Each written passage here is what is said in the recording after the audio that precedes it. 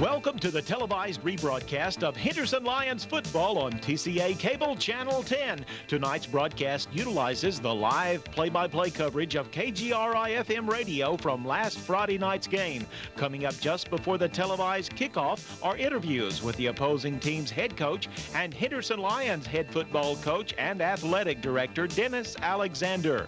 Tonight's televised broadcast of Friday Night Football is brought to you by Citizens National Bank of Henderson, Peterson's Home Furnishings, Tony Martin, your Farmers Insurance Group agent, the law offices of Welborn, Houston, Atkinson, Sadler, Mann, and Hill, East Tex Telephone Cooperative Incorporated, Dogwood Orthopedic Clinic, Dr. Roger C. Sessions and Dr. Sean M. Fagari, House of Prayer Christian Bookstore, Larry Roy Incorporated, your 360 cellular dealer, Smith Chevrolet Oldsmobile Cadillac, Paul Sadler State Representative District 8, Sleep Gallery Plus, Henderson Brick, a division of Boral Bricks Incorporated, Lehman Eye Center in Nacogdoches, Simmons Air Conditioning, Premier Ford Mercury in Henderson, and First Baptist Church of Henderson.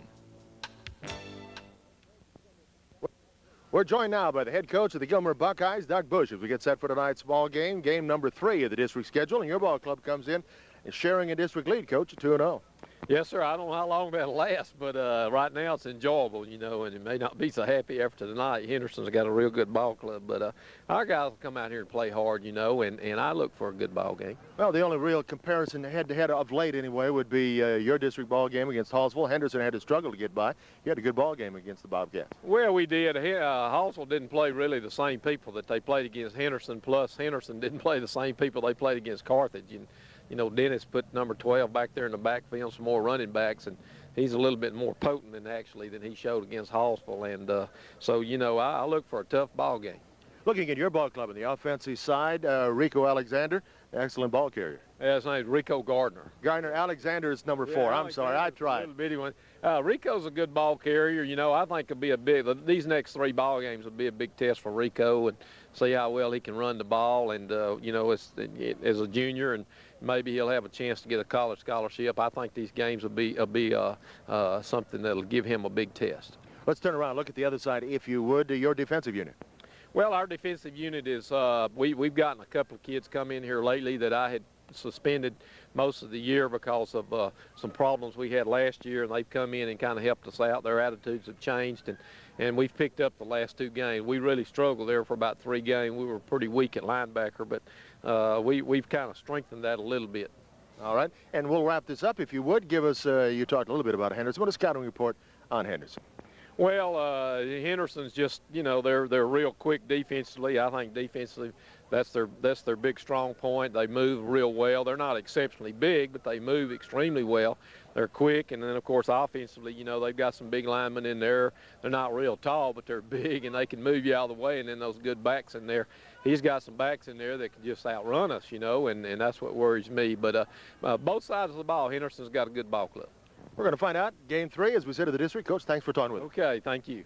That's Doug Bush, head coach of the Gilmer Buckeyes. We'll be back and talk with Dennis Alexander after we take this timeout.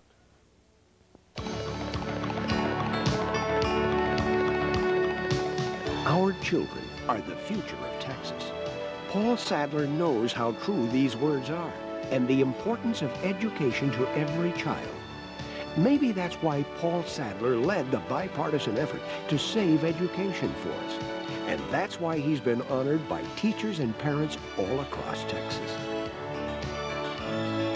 Paul Sadler, State Representative.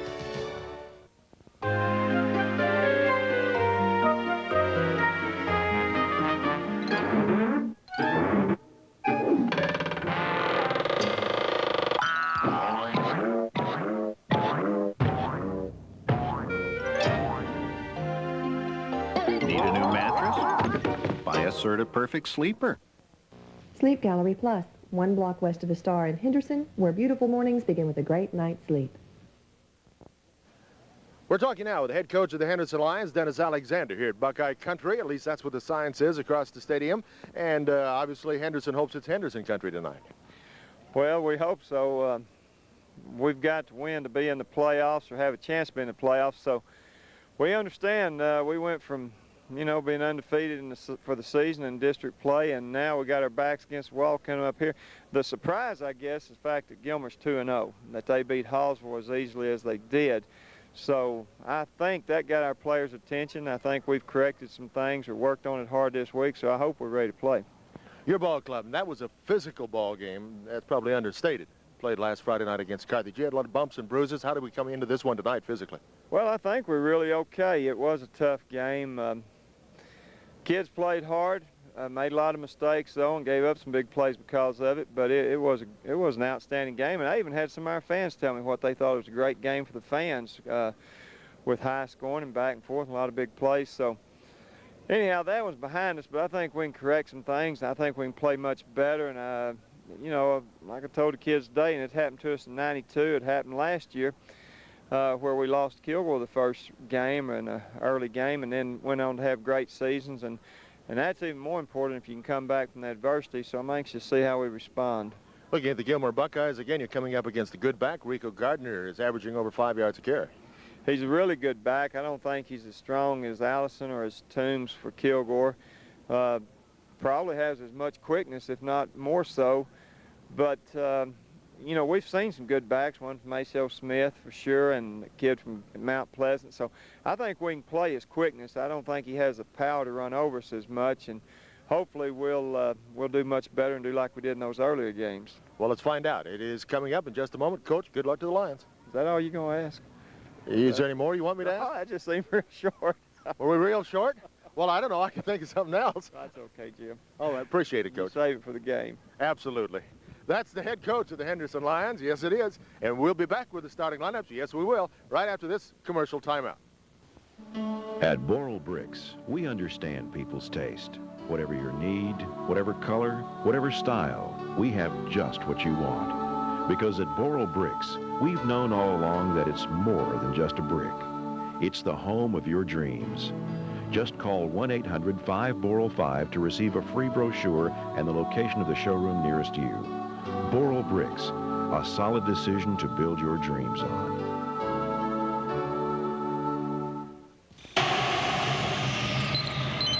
Every American Standard air conditioner must endure literally hundreds of inspections before being permitted to leave the factory. And if any little thing is less than perfect, well, we have ways of dealing with troublemakers.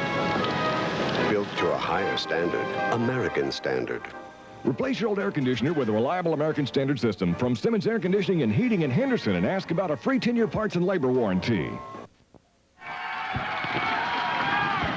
And suddenly for the Henderson Lions, it is must-win time. Hello, everybody, and welcome live to Gilmer's Buckeye Stadium, where tonight the Henderson Lions and the Gilmer Buckeyes go at it in district football action. The Gilmer Buckeyes come in sharing a portion of the lead in the district. They are 2-0 along with Kilgore, as the Buckeyes have come off wins over Pine Tree 14-7 and Hallsville 21-7. The Henderson Lions are 1-1 in district play, coming off the tough road loss to Carthage. So that's the game now that is in front of us, the Henderson Lions versus the Gilmer Buckeyes. I'm Jim Wallace, along with Charlie Franklin and Bobby Briscoe. And right now, the captains of the two teams are going out to midfield, and we'll have the toss of the coin. We'll go to Charlie Franklin for that in just a moment. It is a nice night for football action, but a bit of a wind. The flag is ripping out there, and we get a pretty good breeze coming into the press box here this evening at Gilmer's Buckeye Stadium. First time that we've been here, first time Henderson has played Gilmer in many a year, going back, most people think that maybe somewhere back in the 30s, these two teams might have met each other. Right now, let's go down to the field. Charlie Franklin and the captains are meeting. Okay, Jim, just as the captains walk out there, a light rain has started to fall out there. We have number 4, Damon Reddick, number 14, Jason Raines, number 33, David Johnson, and 46, Caleb Dayson, 4 seniors who are serving as 4 co-captains for tonight's game to meet the Buckeyes. The official has tossed a coin. He passed Henderson on the shoulder pad, so we won the toss. Now we're going to see if we're going to take the football or take this win in the first quarter. Tonight's the first time we've really played this year where the wind is really a big factor. We're putting our backs to the wind, so let's see. We're going to probably defer. Henderson will kick off. And Gilmer will receive to get our ball game started here tonight. So the referee never did say, tell us that if it was deferred or what. He didn't give us deferred signs, so we must have just taken the win. That's what I'd say, Jim. Let's talk a little bit of defense both ways. First of all, Bobby, for Henderson, up until last Friday night, Henderson been brewing pretty well. Run into an awfully tough Carthage ball club. Jim, we ran into an awfully good Carthage ball club. Our defense, of course, as Coach Bush said in the pregame, we're awfully quick, we're awfully strong. We run to the ball very well. We play good pass defense, and we were tested last week.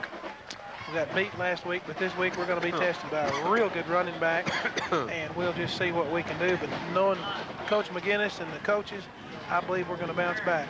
And the Gilmer Buckeyes defensively have given up just 7 points each of their last 2 ball games to Hallsville and to Pine Tree. There is a bit of a spit in the air. It is a light mist that is falling.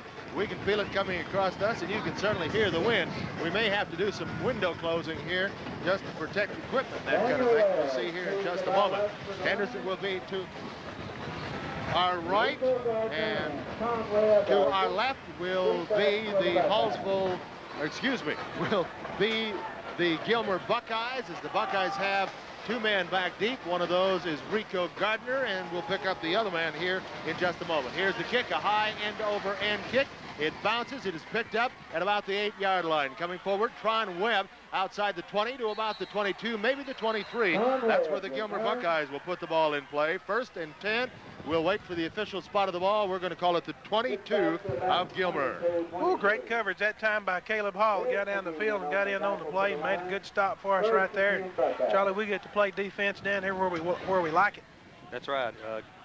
Little kick there by our kickoff man, Daniel Wells, who just took a couple of steps and kicked it high at the wind, taking it toward the sideline. And he got just back across the 20 to start the ball game, so first down. They'll put the nose of the football at the 23-yard line. The quarterback is Jesse Hackett with a staggered eye behind, and Carlos Smith and Rico Gardner wide out to right side. Give it to Gardner, comes right up the gut, gets outside the 25 to about the 29-yard line. Good pickup on first down. It was a good run. Marcus Hollins, linebackers in on the play. John Charoz there, and so is the Bean, Tim Blanton. Really looked like it's going to be pretty well closed up, but he cut back against the grain. We really over pursued a little bit that time, and he cut back and picked up a good first down yardage there. So it'll be 2nd down about 4 for the Buckeyes at the 29-yard line of the Gilmer Buckeyes. 1 man wide left, Tron Webb. The eye behind quarterback Hackett, Smith, and Gardner. Now in motion to the nearest side comes Hathaway. And off fullback up the middle, little or nothing for Carlos Smith. He gets across the 30 to the 31. It'll bring up 3rd and 2.5 or 3. That time our middle linebacker just read it all the way, and he just stuffed the hole up. Corey Spoon was in on the play, and John Charoz and Matt Dennard was there. And a good wind blowing. You can perhaps hear it in our microphones. We'll spot the ball on the 30. It'll be 3rd down and about 3. A little bit of rain blowing across us here. Umbrellas down in front of us are up. Tron Webb wide to the left. Smith is in the backfield. The straight eye now with Smith and Gardner behind Hackett. Hand off left side, give the ball to Smith, Gardner. He has the first down up across the 35 to about the 39-yard line. Good holes in the middle right now for the Buckeyes. That was a good play there on 3rd down, 3rd and 3, and he picked up much more than 3, and he hit about 5 yards before we ever got to him. So they're picking up our linemen pretty good right now. They really are. They're blocking quite well in there, Charlie, and he just ran up in on the left side and cut it back right over the middle and had a big hole. Tron Webb wide to the left, tight end, other side wingback actually is Casey Hathaway. Staggered eye in the backfield now behind Hackett. Hackett, handoff right side. Here comes Rico Gardner. He's going to be stretched outside, and good pursuit by Henderson. He's driven out of bounds short of the 40-yard line. Might be a slight loss on the play. Well, that time he tried to run sideways, and we can run with him sideways. He's very quick, but our linebackers are also very quick, and it's hard to beat us to the outside when you start running sideways. So that's a good defensive play on 1st down. So it puts Gilmer in a 2nd and a long. That was a very good defensive play. We might mention Brian Brown, our sophomore cornerback, who we just talked about, came up and got a stiff arm, but he hung on and made the tackle. Corey Spoon limps off the field. We'll check on him across the way. Here's Hackett, staggered eye, left to the side, wide out, whistle blows. We're going to have legal procedures going to be the call against the Gilmer Buckeyes. Well, we're going to have to shut some things down here, folks, and we're going to blow away. as they give an illegal procedure call. Illegal procedure against the Buckeyes. Against the Buckeyes. Oh my. It's a bit windy out there. It is windy indeed as we look through the tape on the glass here, but that's all right. 9:40 the first quarter, no score in our ball game. A light rain falling, a pretty stiff wind as the Buckeyes have the ball second down after the illegal procedure call back at the 33 yard line. We're at 2nd and 16 at the 33. Buckeyes one wide left. Fake it, hand off in the middle. Here comes Hackett, cuts inside. The ball's loose. Henderson fights for it, and the Lions come up with a football. Marcus Hollins comes up with a loose football, and it'll be Henderson's football at the inside the 35-yard line. We'll wait for him to put the football down. Jim, what he did, he made a real good fake, that fullback, and kept it out here on an option play. And just as the quarterback started to pitch the football, he got hit. And when he got hit, well, then we caused a fumble. So good defensive play by the Lions and a good break there. We get the football with 9:16 to go in the first quarter on the 31-yard line. Marcus Hollins with a fumble recovery. 9:16 first quarter, first break of the night for the Lions as they come up with it. Starting is for the Lions at quarterback is Charles Simpson. Throws it to the right side. It is complete as he rolls to the right, down near the 20-yard line. And that was Brantley Jackson with the pass catch. Good fake, a good play action pass. Charles kept it. Looked at all three, had three receivers out. Picked out, two of them were covered. Brantley wide open, hit Brantley for a good play. 1st and 10, Henderson at the 20-yard line of the Gilmer Buckeyes. 1st and 10 after the fumble recovery. Henderson had it 1st and 10 at the 31. Now here come the Lions. Wide to the near side, Reggie Arnett. Jason Raines in the backfield. Behind him is Kenyatta Neal at the tail. Here's Simpson. He stumbles, now has to cut back upside, and he'll get 5 yards or more on a busted play as he was trying to roll to his right and what looked to be the option. Lost his footing for a moment and pushed himself forward inside the 15. He just used his athletic ability that time and looked for daylight, and when he saw a little bit of crease there, and like all good athletes will do, get what you can, and Charles made a good play out of it, Jim. He got 6 out of it. It'll be 2nd and 4 for Henderson at the Gilmer 14-yard line. Here's Simpson. Pitch back near side. This time running with the ball to the outside, pushing forward for the Henderson Lions is Chris Davis. Not much that time. Chris wanted to come inside. They had it closed inside, so he tried to go to the outside, and Chris does not have that blazing speed to beat to the sideline, and Gilmer made a pretty good defensive play as Kenyatta Neal comes in at tailback on 3rd and very short. We have a new offensive guard in there, number 65. Terrence Oliver came up off the JV, and he came in for Javis Wright. Put the ball down at the 10-yard line, right side. Simpson fights forward. He dropped the football, and I think the Buckeyes have come up with a fumble recovery. Simpson got hit, got spun around, the ball came loose, and the Buckeyes come up with a football at their own 10-yard line. I was not able to see the play. It looked like it was going to be some type of option or even a quarterback keep on the right side there, and Charles cut upfield. I didn't realize that it might have rained enough for the field to be that slick, but I think it is. Charles tried to cut, and when he did, his feet left him, and he just got hit and dropped the ball. So here come the Buckeyes now. We've had turnovers both ways. Henderson had a big threat going, and then it now goes down the drain. As here come the Buckeyes. Tron Webb wide to the right side. A man split to the left side. Hackett is the quarterback with the eye. Hands on to the fullback Smith. Dive play into the middle. Gets a couple before he's pushed back. That's just a dive play right over the left side. Our defensive tackles just stuffed the guards right there in the hole and let our linebackers get there. And of course, John Chereau's our right tackle over on that side, and he was able to get in on part of the play. They're going to say a gain of about 2. Let's move it out to the 12. It'll be 2nd down and 8. Pretty good rain falling right now, and it's blowing almost sideways. Heavy mist, if you will. Tron Webb wide to the right. One man split to the left. That should be Will Farrell or Hathaway out there. Can't tell for sure from here. Hand off into the middle again to Carlos Smith. He is pushed back after gaining a yard, possibly 2. Another good play by our defense there as they really shut Gilmer down on 1st and 2nd down. Gilmer probably will not take any chances and get too tricky down there because we got him backed up inside the 15, and it's going to be 3rd and a long 7, I'd say. Yeah, Matt Dennard, that time defensive tackle, read the play, actually read the block, and came down the line and he just ran right into him and made the big play for us. Matt said, "You're not going to run here." 3rd down and 7 for the Buckeyes of Gilmer at their own 13-yard line. Staggered eye behind Hackett, a quarterback, one man to the left. Handoff, hit in the backfield and dropped is Gardner. Never had a chance as the left side of Henderson's defensive unit came flying through. Yeah, John Chareau's in there. I see Tim Blanton in there. Caleb Deason was in there. He jumped up off the pile. They were high-fiving out there. Great defensive play for us. I like the quote in today's Henderson highlight. Tim Blanton says, "I like to play football because I can hit somebody and not get in trouble for it." They're going to be kicking from the end zone, Jim.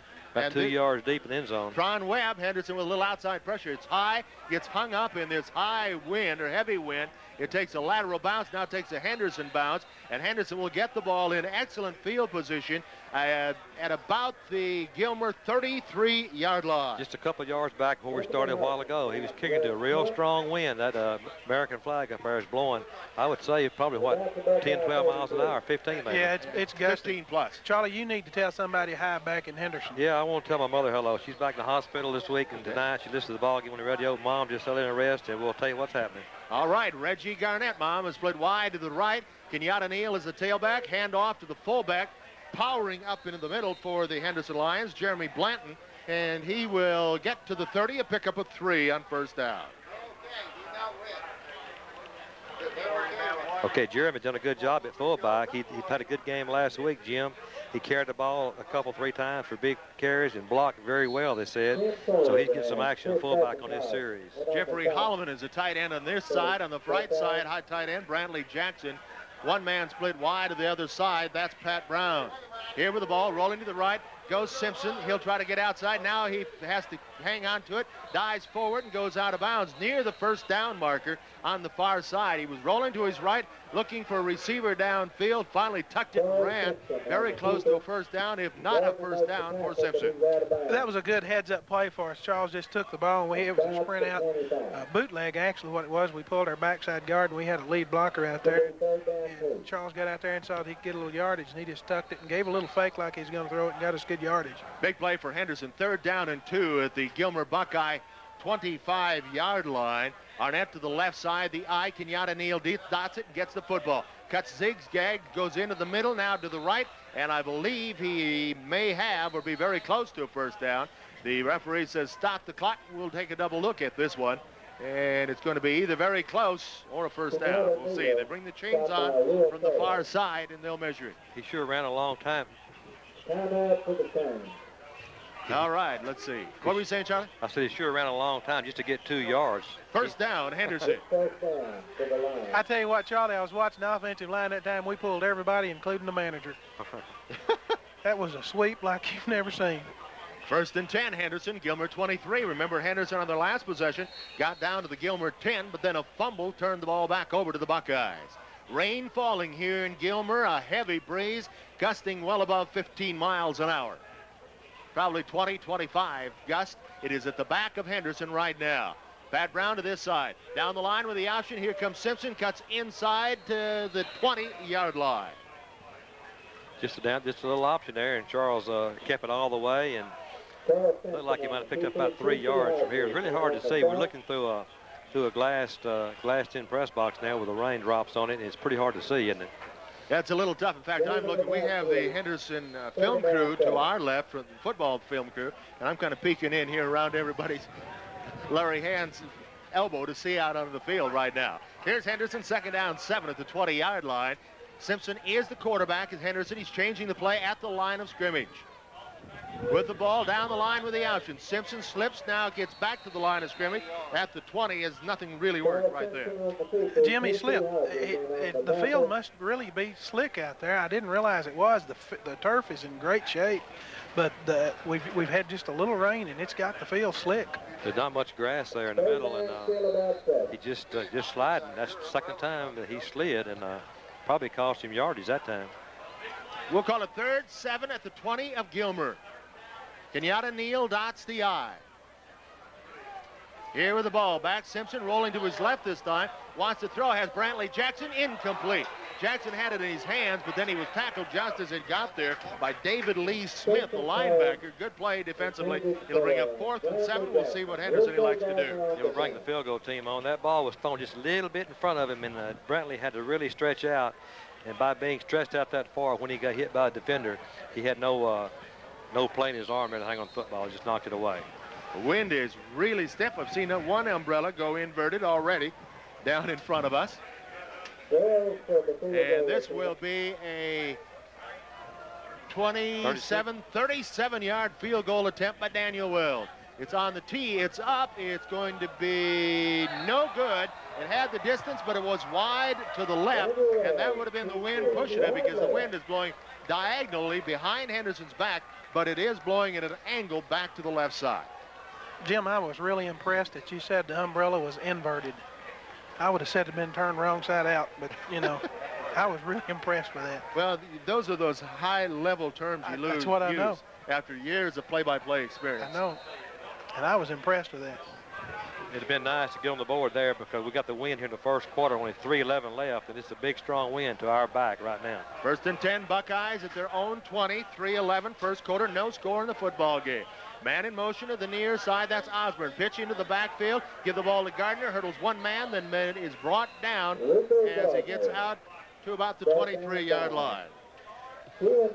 Pretty good defense out there. Our secondary's coming up making the plays. I think they may have missed one call right there, but it's pretty good defense. We had Keelan Bradley was up that time, and looked to me like somebody really had their hands all over Damon Reddick that time. Maybe just trying to make sure they didn't slip and fall. Introducing himself or something, you know, I don't know. 2nd down, 7, the Buckeyes at their own 23-yard line. One man wide to the left, Bentley Bowden. Hand off, tailback Gardner, not much, perhaps a yard to the 24. It's a shame it's raining here because it was such a beautiful day all day today, and the Lions came out and warmed up about an hour in beautiful weather. But by that time the captains walked out, that's when it started raining, and it's gotten worse.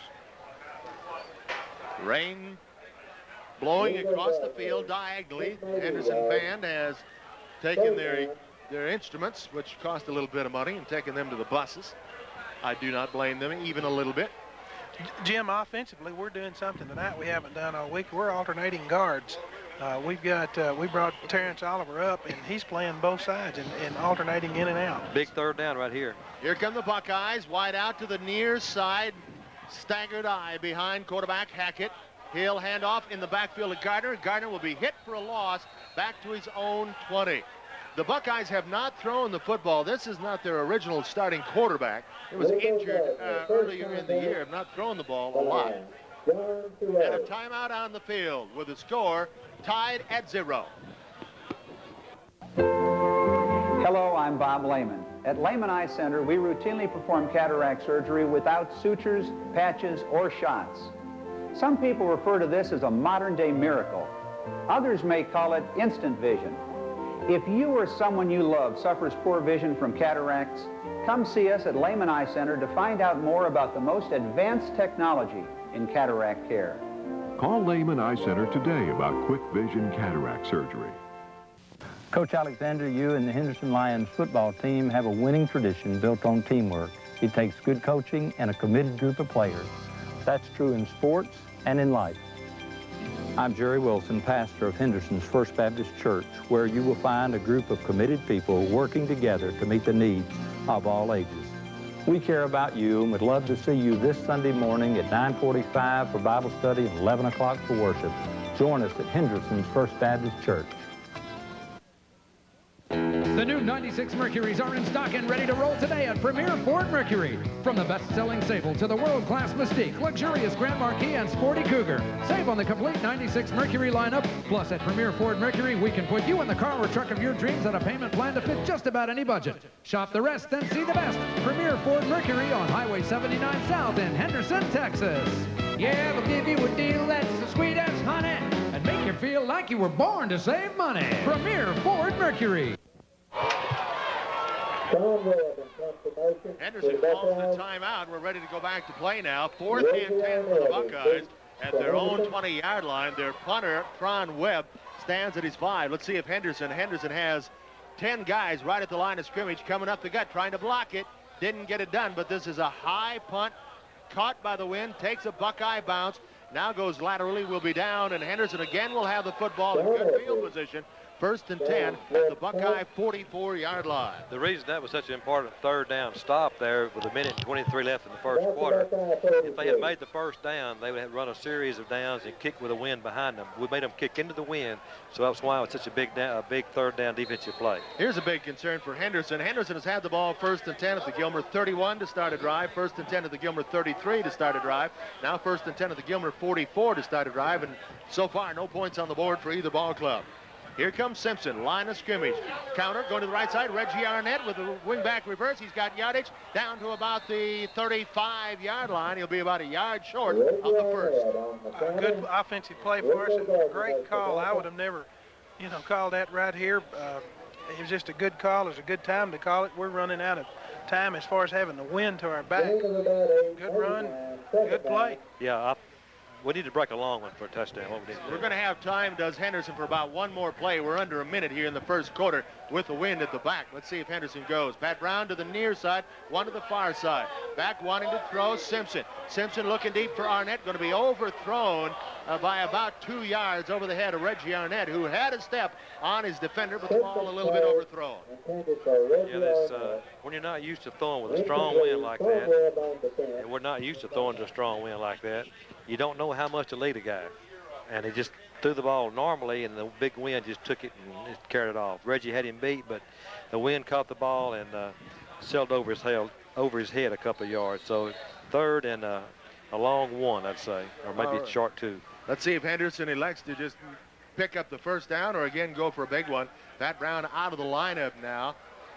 Reggie Arnett comes wide to the left side. A pair of tight ends in Jackson and Holloman for Henderson.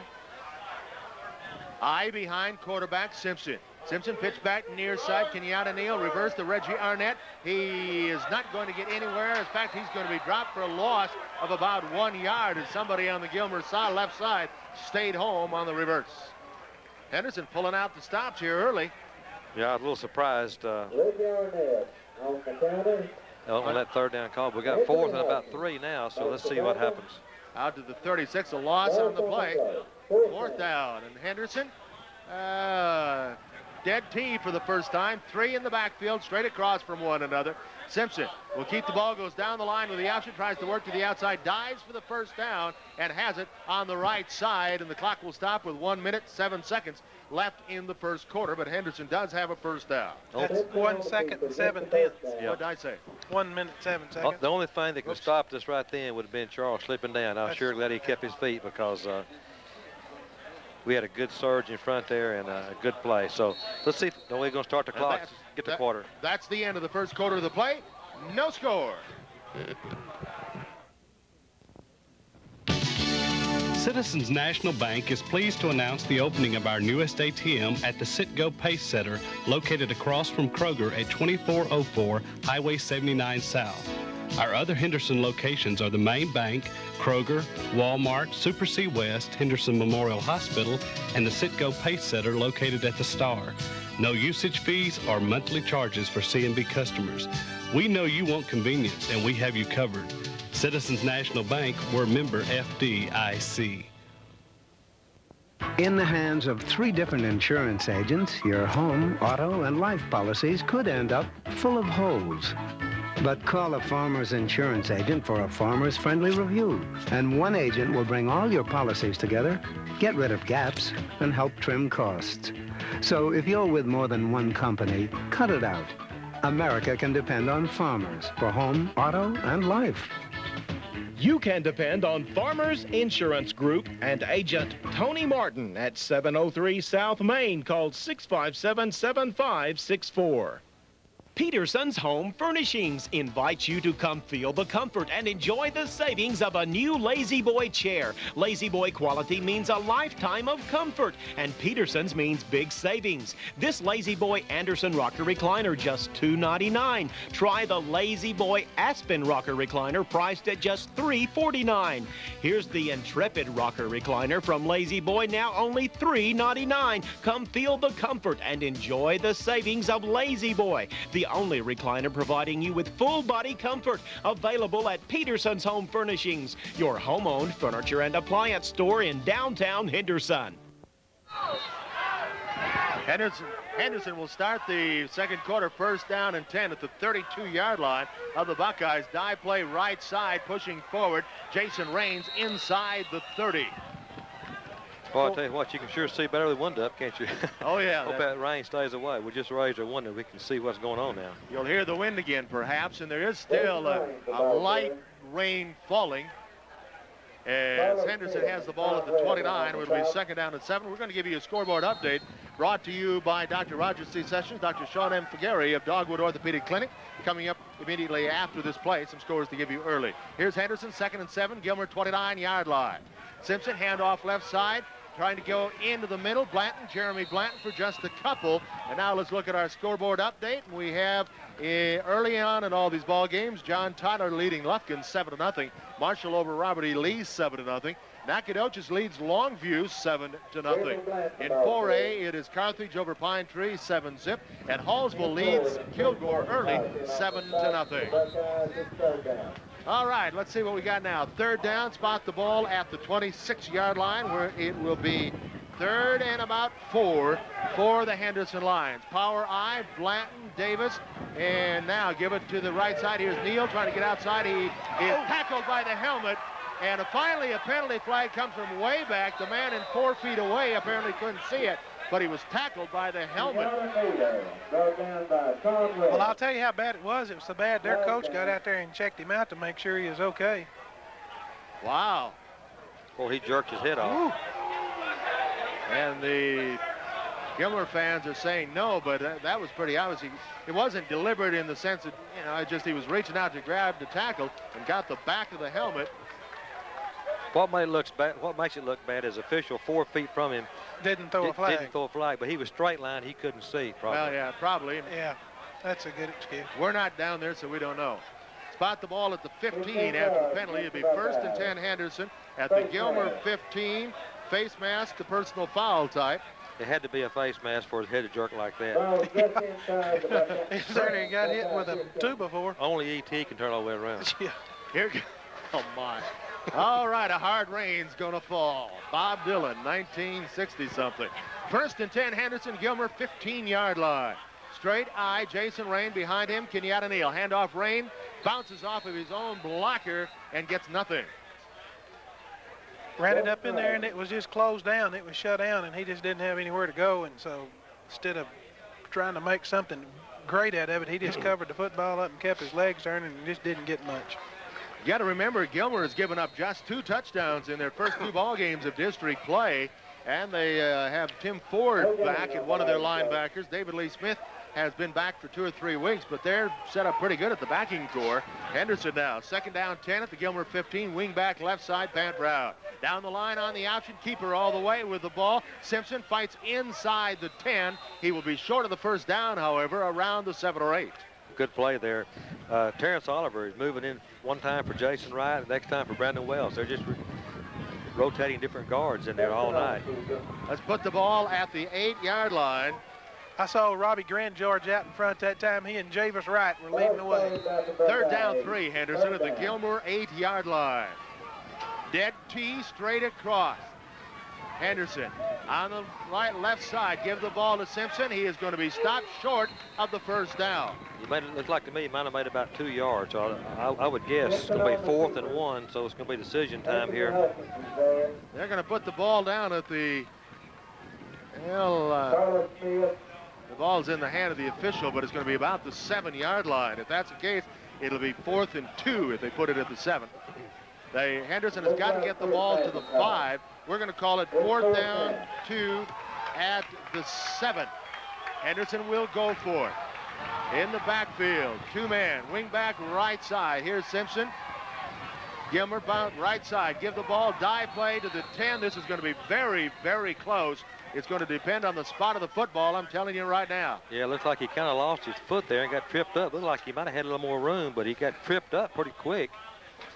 So it's just going to be, like you say, Jim, it's just going to be where they spot that football. Wow. That time they ran it over the right side, right over Javis Wright, the right guard. And Jim, he hurt his ankle last week, and he's awful sore. And I noticed that time that we kind of tripped over his feet, maybe. All right, they're going to stretch it out. This is going to be a little bit one way or the other. And it is short. Gilmer takes over the football by a matter of an inch. Twice already. Henderson has been down deep and been unable to take advantage of it. First and 10, Gilmer Buckeyes with the wind at their back, starting from their own 5-yard line. Well, we're having trouble with a short yardage offense. We're going to have to score from way out, I guess. All right. We'll take that. Here come the Buckeyes. I'd like to see defense score right now, wouldn't you? Well, Charlie, you know, somebody told me today we just didn't call for a fumble early enough last week. Are you calling for an interception? I think we're going to get one here before the half. All right. Fumble or interception. Bentley Bowden goes wide to the right. The I formation dotting it is Rico Gardner. Carlos Smith in front of him. One man into the motion to the near side. That's Osborne.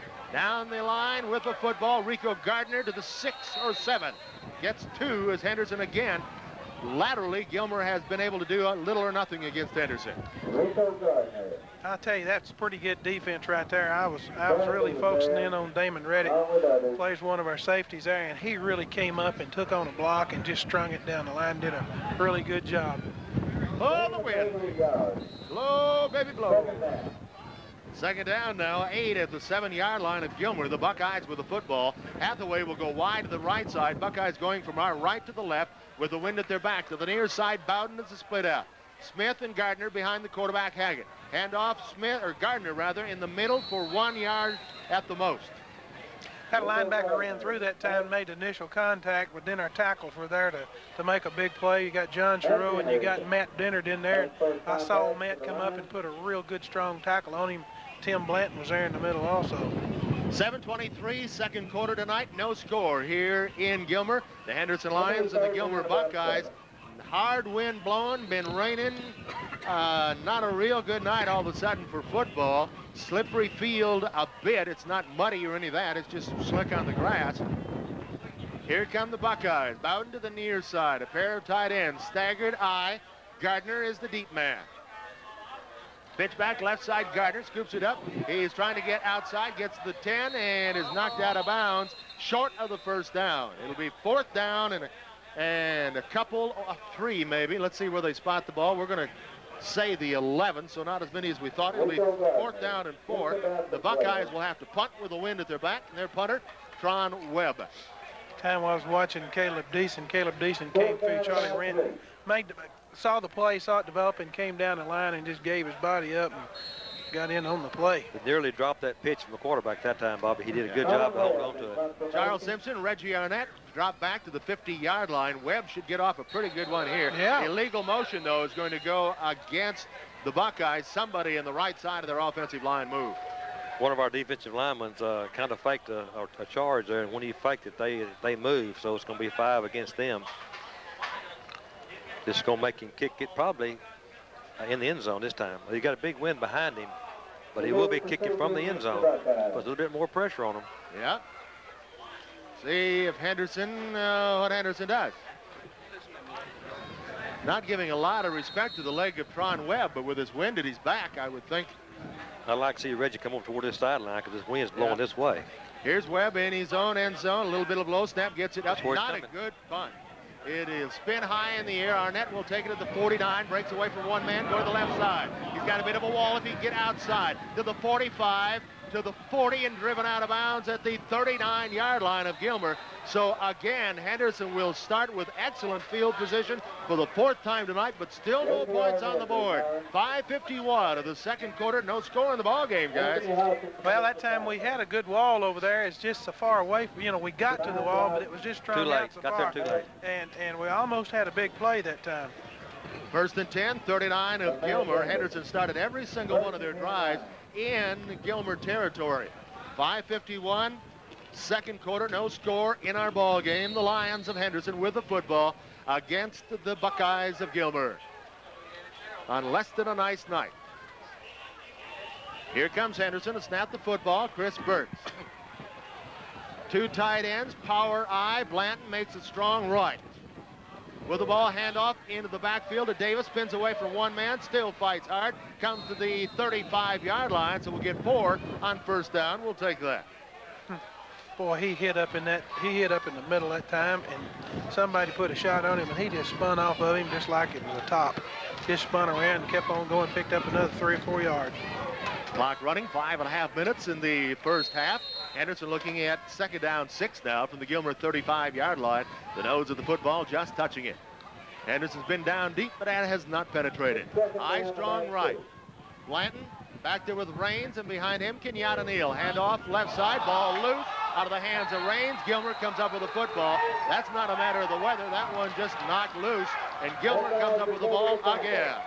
Well, that was just a good tackle and a good hit, and knocked the ball loose is all that was. Second time tonight, Henderson turns over the football at the 31-yard line, this time of Gilmer. 5:09, clock stop. Things will go the other way. That hurt that time. I thought we'd sure take in and get some points on the board, but a good tackle there and jarred the football loose, and that's football, so maybe our defense can return the favor as the clock runs. It's just a little bit over 5 minutes. Well, Henderson's come up with 1 turnover. Gilmer has 2. Here coming wide to the near side, Tron Webb, split to the other, is Clyde Osborne, staggered eye behind quarterback Hackett. First and 10, wanting to throw, looking this way across the middle, incomplete. We're going to have a penalty flag thrown against Henderson. And Henderson coach is saying it's uncatchable. The ball was not catchable. He did bump him, but the ball was not catchable. But they're going to call pass interference against Henderson. I bet our argument doesn't win out. I bet it don't either. I don't think he could have caught the football. The bump didn't slow him down. He actually bumped him toward the way he was going. That's only the second first down of the night for the Gilmer Buckeyes. Out to the 41-yard line. It'll be first and 10 Gilmer at the 41. That's the first big break there for Gilmer. That's a big break for him as they move out past the 40. Tron Webb wide to the right, wing back Hathaway on the right side of the formation. Back to throw, Hackett rolls to his left. Under pressure now, looks downfield, decides to run, knocked out of bounds. He'll lose about 1 yard or 2. Excellent coverage in the secondary there. Derek McGee and Damon Reddick had him wrapped up like a blanket downfield. I wish he'd thrown that ball. We might have got one. Oh, I tell you what, he might ought to just throw that in the way, because David Johnson was breathing down his throat, and then here Marcus Hollins come in there, and they did put a shot on him on the sideline. I couldn't tell who the third person was, but they really put a shot on him. Oh, I know who it was now. It was Avis Sanders. Yeah, defensive end on this side. Corey Spoonley has not come back in the ball game, Bobby. He was limping off, Charlie, kind of like it was an ankle. Second down 11 now for the Buckeyes. Wide to the right now goes Bowden with one man to the near side. Hackett is the quarterback. Hands off to Carlos Smith in the backfield, gets up the yard and is brought down. They'll give him forward progress back to where this drive started at the 41, where it'll be third down and 10 for Gilmer at their own 41. Well, the linebacker made good contact, and he tried to slip away, and our strong safety, Kalen Bradley, came up and put a good shot on him to secure the tackle right there. Sure did. There were several lines in on that tackle. The wind at the back of the Buckeyes, but it's not so much at the back as it's almost blowing diagonally across this field. Buckeyes of Gilmer going from our right to left here in the second quarter. 3:39 in running now on third and long here. If we can hold them here, we'll make them kick it away. So it's third and long. We've got to stop them again. Hathaway in the slot. Bowden outside of him to the wide side, far side of the field. Back comes Hackett, rolls to the right, looking to throw. It is incomplete, thrown out in the flat. Nobody there. The closest man was a Henderson defender. Well, he made a good choice that time. He needed to get rid of it because he had some heat coming at him. Fourth down and, well, a little more than 10. The PA man says 11, and he's probably right. We're looking right down it. Things are getting wet. But, hey, we're tough. We're football announcers. That's right. Hey, wait a minute. I don't think it's raining quite as hard as it was, but the wind is still blowing as hard. Simpson and Arnett drop back to their 25-yard line. Here's Tron Webb to punt. Gets it up. This is a nice punt this time. Arnett will field it at his 25, comes to the near side, has a bit of a wall. To the 35 and down at the 37 or 8. And Henderson starts with their worst field position of the night in their own end of the field. But not bad field position with 3:13 to go, and we've had excellent field position all night. And as Jim said, this is the worst we've had, but we're going to be about the 38-yard line. So we got something like 62 yards to go with 3:13, and we're going into a strong wind. And it's going to take a big play somewhere, though, to... Bobby and Charlie, don't go far away. We just heard the announcement that neither band will be performing at halftime. Do we have to perform? Yeah, we're going to be performing. Okay. Here comes Henderson. Eye strong right. Jeremy Blanton makes it strong.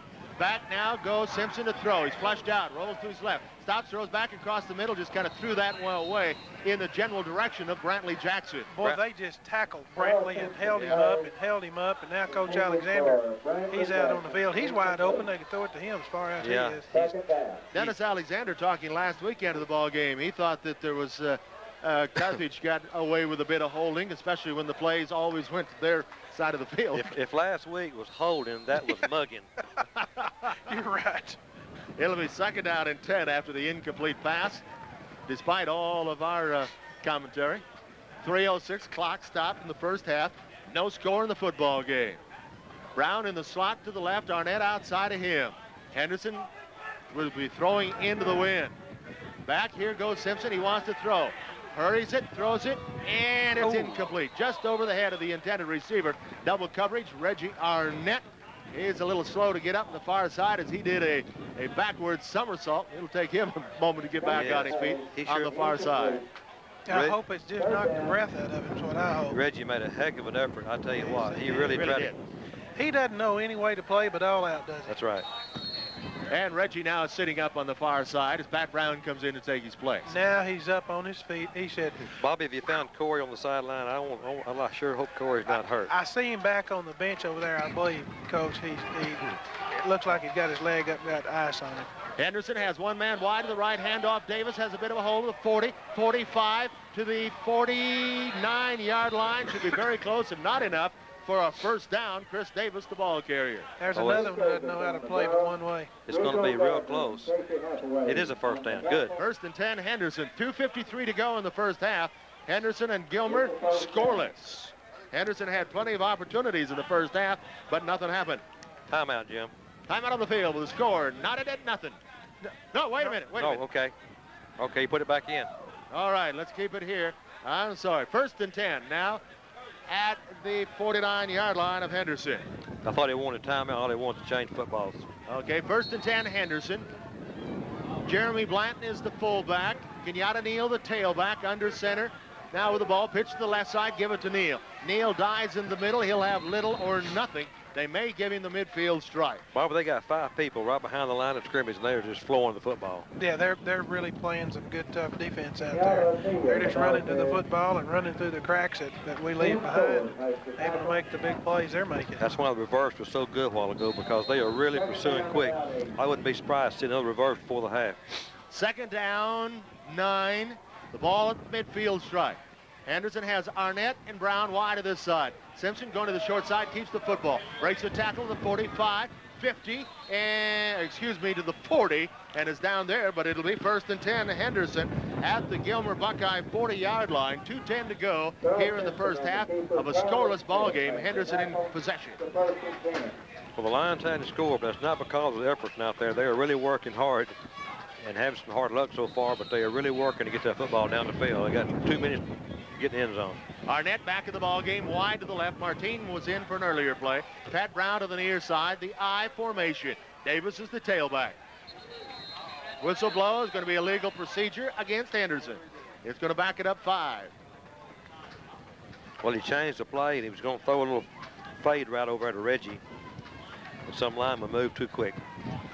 Illegal procedure. Henderson back it up 5, so it'll be first and 15 now for Henderson at the Gilmer 45-yard line. Again, no score in the football game on a windy, rainy night. The rain not falling all that hard right now, but the announcement has been made. Neither band will be performing because of the field conditions. This field also, you can see band marching marks because they had a band marching contest up here this past weekend with the festivities. The Gilmer Jamboree. Here's Simpson back to throw with Ty Arnett across the middle, almost picked off. The ball is slapped down by Tim Ford, who had a chance to come up with the interception. Yeah, we're lucky he didn't catch the football there because he threw it. Reggie coming across on a slant route to the inside, and he got his hands on it, but he couldn't hold it. Minute 35 to go in the first half. The clock stops on the incompleted pass. Second down, 15 for Henderson. Gilmer 45. The wind is just unbelievable. Yes. Now it's changing directions again. Round to the near, far side, Arnett. Back goes Simpson to throw, looking for Reggie, a little stop, hook, and throws it incomplete. Reggie Hook came back to the ball. Looked like Charlie thought he was going to go on downfield. Third and 15 for Henderson at the Gilmer 45 with a minute and a half left to go in the first half. It does look like that. As he hooked up, it looked like he was going to do a little hook and go. But yeah, I really believe what happened, Jim, the wind just caught the ball and just sent it this way. Yeah, that could be very easily. But now it's third and 15 for Henderson with a minute 30 left. Henderson doesn't pick up the first down. Gilmer going to have an opportunity to get their hands on the football before the half ends. Here's Simpson. Takes it to Arnett. Looking for Brantley, but he'll be dropped for a loss. That took too much time. Faked the reverse. Then was looking for Brantley Jackson down the left side. And play just took too long to develop. There's going to be a timeout call this time. Timeout on the field with a score. Gilmer nothing, Henderson nothing. The law offices of Welborn, Houston, Atkinson, Mann, Sadler, and Hill at 300 West Main wish the best of luck on the field and in the classroom to all Henderson students and faculty during the 96 school year. East Tex Telephone Cooperative Incorporated serves 11 East Texas counties with 21 exchanges and over 25,000 customers. In fact, East Tex Telephone Cooperative Incorporated is the largest telephone cooperative in Texas, providing rural telephone service to many East Texas communities. As our Rusk County students strive for continued success in all activities, East Tex Telephone Cooperative Incorporated wishes them the very best of luck.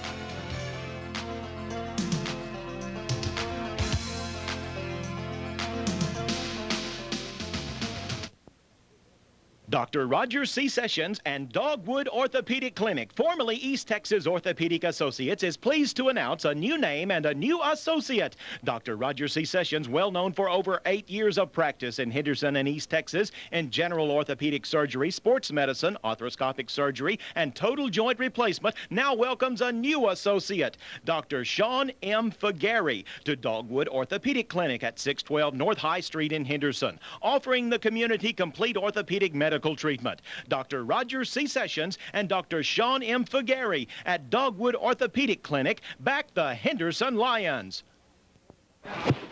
We go back to play. Daniel Wells will drop back to punt for the first time tonight at the 40-yard line of Henderson.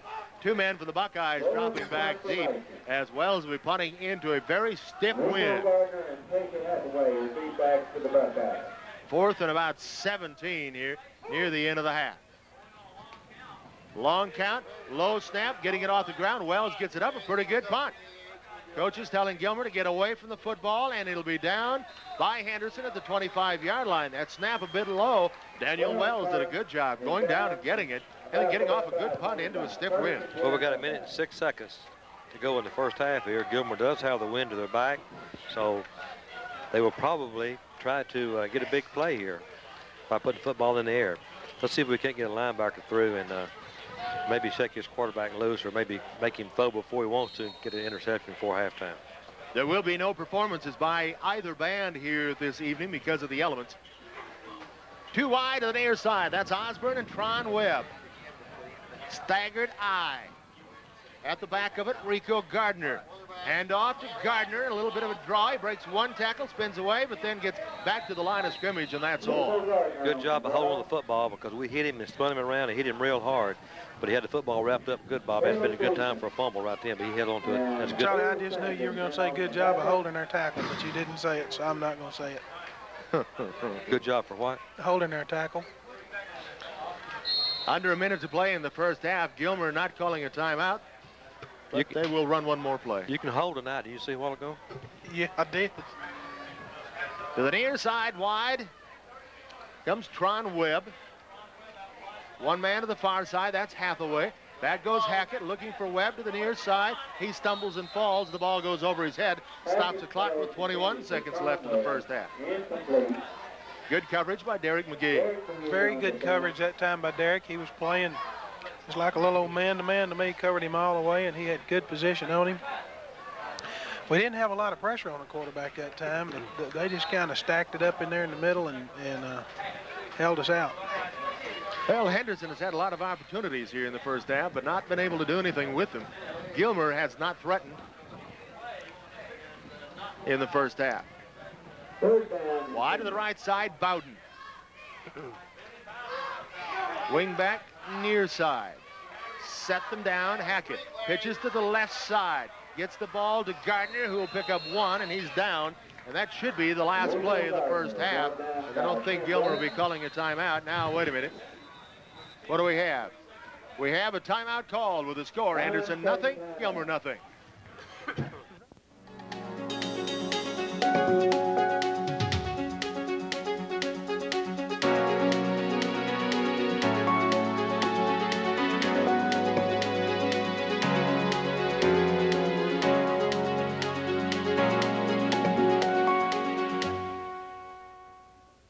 The House of Prayer Christian Bookstore is proclaiming the good news of Jesus Christ in and around Henderson.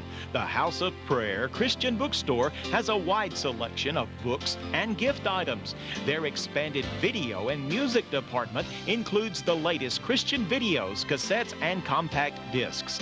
Lift someone's spirit from a large assortment of cards that express your sincere feelings. And of course, a large selection of Bibles. Remember the House of Prayer Christian Bookstore, providing caring assistance for your spiritual needs. Donald and Evelyn Maddox, owners. Cellular phone service has never been lower. Right now at Larry Roy Incorporated, your authorized 360 communication cellular dealer. With a new line of service, an individual can pay only $12.95 per month on a one-year contract, and you get free activation on all rate plans. It's a great deal for individuals who occasionally use their cellular phones. See the new fashion color contour phones, only $12.95 with a new line of service, or ask about a used phone at no cost. That's Larry Roy Incorporated, your authorized 360 communication cellular dealer.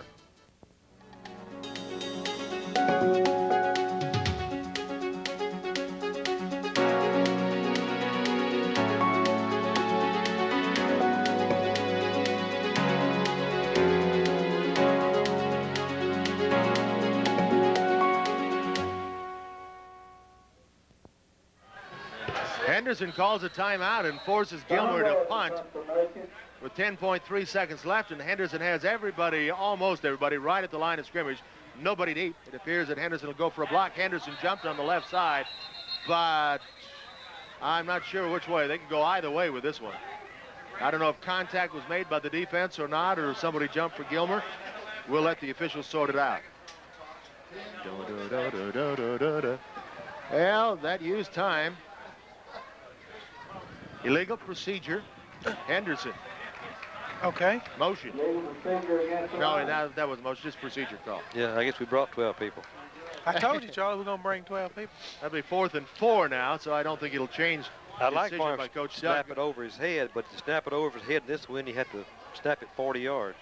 Let's try this all over again, where it's 4th down and 4 now. 9.5 seconds left in the first half of a scoreless ball game. Long count. Now they get it off. Henderson trying to get a rush. It's bobbled. And now it'll be in the backfield. It's going to be picked up by Brown. Pick it up. Oh, he'll fall on it. Henderson will fall on it. Sanders with 0.8 seconds. Oh, no. Oh, no. Wait a minute. The clock runs out. Oh, no. And the officials are going to say the clock ran out, or are they? They pick up the ball. Oh. Oh, no. There's 1 second. No, the official's saying that's the half. That's the half. As if Henderson would have fallen on it, probably would have given him a few tenths of a second to get off a play, but in an effort to pick it up and run with it, the clock burned. And so with a fumble, Dennis Alexander standing out in the field looking at the officials. To no avail. Everybody's going to the locker room. Well, we just couldn't get that dadgum hop. Brian Brown had a chance to pick it up, and if he would have, he could have run it back. He had nothing but green in front of him. Couldn't get his hands on the football. We've come to the end of the first half, and our score, Henderson nothing. Before we give this, pick up the phone if you would and talk to me, Bob. At the end of the first half, Henderson nothing, Gilmer nothing. If we're going to educate children in our state, it's something that each of us must do individually, one-on-one. Each of us has a responsibility within our community. Our world is changing, and people are concerned about what the future holds for us, and most of all, for our children. I know one thing for sure. If we will work together to give our children the best possible schools, we will be okay. They will meet any challenge, and they will make us proud. Paul Sadler, State Representative, Democrat.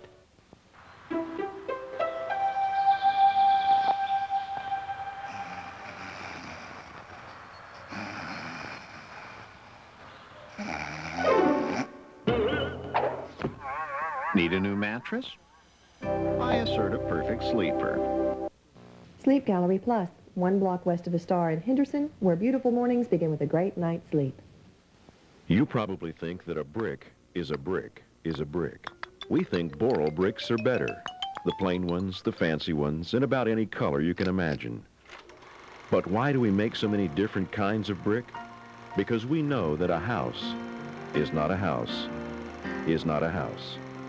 Call 1-800-5-BORAL-5 to receive a free brochure and the location of the showroom nearest you.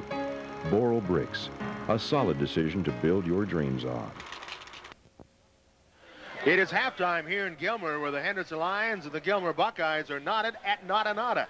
0-0 our score. And guys, Henderson had a bunch of opportunities in the first half of this football game, but unable to take advantage of it. Bobby? Jim, we just couldn't take the ball and put it in the end zone where it's supposed to go. Gilmer's playing some really inspired football tonight. You know, they coming off that big win last week, and they're just taking it to us right now. Well, you got to remember that in the first 2 ball games of district play, Gilmer has given up only 1 touchdown per game in those first 2. Halfway through this one has not given up any. Charlie, this Gilmer defense has been playing very well. They're playing good defense, Jim. They're lined up in a 5-man front, and they got 4 linebackers, really, and they're just about 3 yards deep, lined up straight across, and they're just really flowing to the football, and they're giving us our 2 and 3 and 4 yards, and we're getting those 3rd and shorts and 4th and shorts, and they're you know, the old cliche, they're bending, but they hadn't broken. That's exactly what's happened. They bent several times, but they hadn't broke. So we're going to have to find some way to break that defense. Our kids are playing hard. It's just a matter that we fumbled a couple of times when we got in there early. And it's just a tough football game, and we just have to find some way to get across that goal line. And Henderson defense, Bobby, has given up just 2 first downs to Gilmer in the first half. Yeah, Jim, we're playing really good defense. You know, you can't ask our defense to do any more than what it's done. The thing is Gilmer's coming in here. They're all excited. They're playing, you know, just tough defense. They've done a good job of scouting us, and they have a game plan to stop us. I was reading here in the highlight here, one of the comments that was made on the sports page was that Gilmer's offensive and defensive line goes both ways and has a tendency to tire in the latter part of the game. Of course, that's a true statement. That's something you've got to look at. You can only play so much on emotion. At some point in time, your conditioning and your technique and your abilities has to take over, and Gilmer has just truly played a very high emotional first half. One of the things, Charlie, that come up, and it kind of alludes to what Bobby just said, was, you know, I remember when Henderson used to play Gladewater, when it was 3A and 4A both, but when in the same district, Gladewater would always play tough, but they didn't have the numbers, and typically late in the ball game, Henderson could come back.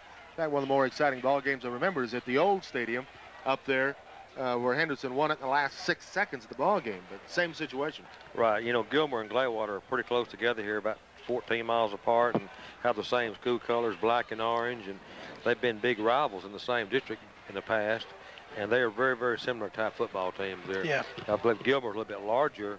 Their players are a little bigger than Gladewater's are. They got some pretty good athletes, but they don't have as many of them. So hopefully this will be the difference in the second half, because you do have to play 4 full quarters. But, you know, Gilmer's played really hard, and we've already said it, you know, that we moved the football, but we hadn't made those real crucial first downs on 4th and short when we had to, and that's been the difference. Jim, I want to mention, you know, as Charlie was talking about, and you mentioned the number of players that Gilmer has. Of course, Gilmer's a 4A school. I don't know exactly what their enrollment is, but 705. Is it 705? Well, last night they had to cancel the JV game because they didn't have enough players. And they only had 11 players. So that has a lot to do with it. I hope, you know, of course, I'm a homer, as you said. I hope that here this third and fourth quarter we really just take the opportunity that we have because they're getting tired and put some points on the board. Henderson had a lot of opportunities in the first half. If you're wondering why we are talking on and you don't hear a band in the background, or normally you would be hearing the Henderson band right now, that's because of the inclement weather. There is a light rain falling right now, a heavy wind. It's been raining through most of the first half of the ball game, so none of the bands will be performing here at halftime. We'll be back. We'll talk more in a halftime break after this timeout. Every American Standard air conditioner must endure literally hundreds of inspections before being permitted to leave the factory. And if any little thing is less than perfect, well, we have ways of dealing with troublemakers. Built to a higher standard, American Standard. Replace your old air conditioner with a reliable American Standard system from Simmons Air Conditioning and Heating in Henderson and ask about a free 10-year parts and labor warranty. Hello, I'm Bob Lehman. At Lehman Eye Center, optical video imaging allows my patients to see exactly what I see during their examination. We're proud to be the first and only ophthalmology practice in East Texas to offer this service to our patients. Discover how advanced technology at Lehman Eye Center can help you enjoy a lifetime of better vision by calling 569-8278. Lehman Eye Center, the clear choice for clear vision. Stop into Premier Ford Mercury, and you'll realize you were born to save money on America's favorite, the all-new 96 Taurus. Get big savings on new 96 Ford Contours, Escorts, Aspires. In fact, save on the complete 96 Ford lineup. Premier Ford Mercury can put you in the car or truck of your dreams and a payment plan to fit just about any budget. Premier Ford Mercury on Highway 79 South in Henderson, Texas. Yeah, we'll give you a deal that's the sweet as honey and make you feel like you were born to save money. Premier Ford Mercury. We alluded to this in the first half of the ball game. Bob Dylan had a song, "A Hard Rain's Gonna Fall." Well, it's not a hard rain, but it is a steady drizzle that is falling right now, and it's gotten a little stronger again with a heavy wind. Neither band performing here at the half. As a matter of fact, for parents of band members that are listening back home, the Henderson band is pulling out right now and is heading back to Henderson. So I don't know how long a drive was it up here, Bubby? Jim, probably about an hour. Okay, so thereabouts from now, you'll have some band members perhaps calling you if they're looking for rides home. Normally at this time, we'd like to give you some scores of ball games.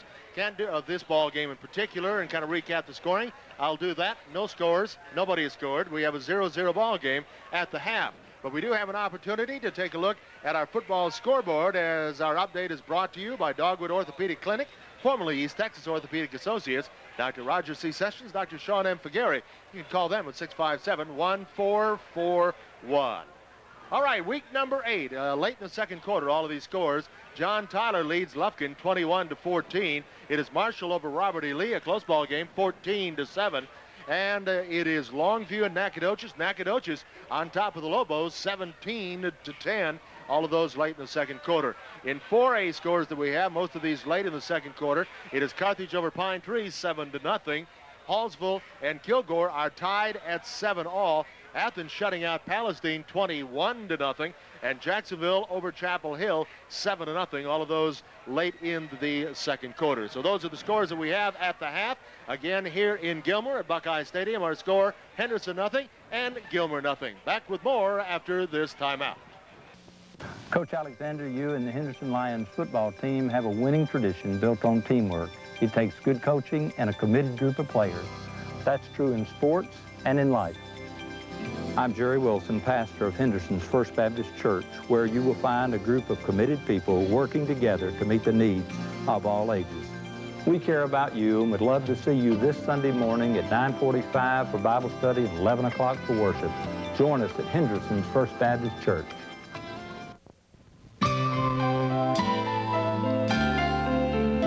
Citizens National Bank. You know us, and we know you want convenience.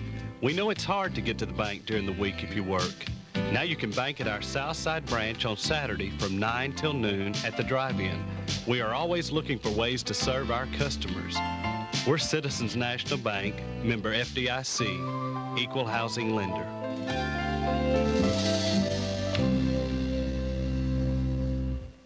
Peterson's Home Furnishings invites you to come feel the comfort and enjoy the savings of a new Lazy Boy chair. Lazy Boy quality means a lifetime of comfort, and Peterson's means big savings. This Lazy Boy Anderson rocker recliner, just $2.99. Try the Lazy Boy Aspen rocker recliner, priced at just $3.49.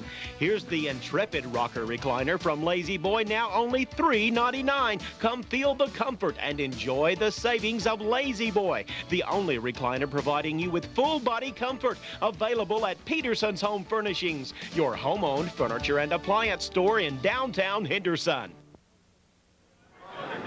On a drizzly, rainy night with a hard wind blowing, we have a scoreless first half between Henderson and Gilmer. I'm Jim Wallace, along with Charlie Franklin and Bobby Briscoe. And we mentioned just a moment ago, but the band, Pep Squad, all of those folks have loaded up and are just now heading out and heading back to Henderson. So if you're a parent who has one that will be looking to you for a ride, you can be expecting a call in about an hour, maybe a little bit more than that this evening. So we'll just alert you to that. But right now, let's turn it over to Alan Maton and take a look at halftime statistics. All right, Jim, thanks a whole bunch. And, of course, with no score in the ball game, not a whole lot of stats to talk about, but we'll take a look at Henderson first of all. A total amount of 82 yards of offense on the night so far. They've attempted rushing 23 times, picking up 72 yards. They've attempted 7 passes, completing 1 for 10 yards. And turned the ball over a couple of times, fumbling twice and losing it both times. They were penalized 3 times for a total of 20 yards. Taking a look at the Buckeyes themselves, the Henderson stats not much to look at. Well, Gilmer's even worse. They've only got 16 total yards of offense. They've had 17 rushing attempts. That's where all of their yardage has come from. They've attempted 3 passes, have not completed 1 as of yet.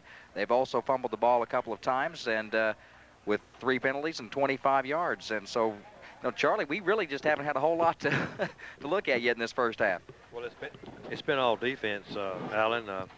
Both teams have played very well. Henderson especially has played well. They have not given Gilmer anything. The Lions really kind of shot themselves in the foot early when they got down there the first drive. They had the ball down there real deep. Right. I don't remember the yard line, inside the 20, I think, and fumbled away. Then held the Buckeyes and made them kick it back to us. And we got the football again. I think we started that drive on the 31, and next time we got the ball about the 33 and drove down and didn't move the ball in. And we've been there another time that we had 4th and about 2 and made about 1 yard and 3/4, just barely about the length of the football, didn't make a first down. That time we had the wind to our back. We could probably kick the field goal, but that stays the game. You're moving the football real well, and you really are not sure of a field goal. Right. Especially with the wind that we've had in the first half. It's really been a gusty one. We tried 1 field goal from way out with the wind early, and Daniel Wells had the distance, but the wind took it way to the left. So next time we got down there, Coach Alexander decided to go for it on 4th and short, and we didn't make it. And but our defense has held Gilmer at will. They hadn't really moved the football at all, but as a result of our offense losing 2 fumbles ourselves and missing a field goal, we have not scored either. The last play of the first half was the most exciting thing that happened all night. In case you weren't listening, or we can just recap, on 4th down, Gilmer had just a few seconds, maybe 3 or 4 seconds to go. They got a kind of a high snap. The punter fumbled the snap and then started to run with it. We hit him. He fumbled. It looked like for sure that Brian Brown, our sophomore cornerback, was coming in. No one around was going to pick the ball up and run him for the score from about the 10, 12-yard line. But the ball took a crazy hop, bounced away from him. One of the other lines fell on top of it. But time ran out before we could get timeout called, and that's the way the first half ended. Just been one of those nights so far. One of those nights so far. We started the ball game. We took the strong win to start the game. So as we start the second half, Gilmer will have their option. As we took the win for the first quarter, it'd be interesting to see when they come back if Gilmer takes the win in the third quarter or if they want to wait and kick against the wind and take the win in the fourth quarter. So we'll find out shortly when the teams return to the field. All right, let's take a quick break, and we'll be back to talk more about Henderson Lion football and get the second half underway very soon. Back after this. The law offices of Welborn, Houston, Atkinson, Mann, Sadler, and Hill at 300 West Main wish the best of luck on the field and in the classroom to all Henderson students and faculty during the 96 school year. If your home, auto, and life insurance is in the hands of 3 different agents, your coverage could be a bit unstable. But call a Farmers Insurance agent for a farmers-friendly review. And one agent can bring all your policies together, get rid of gaps, and keep costs down. And saving money will seem like a piece of, well, you know.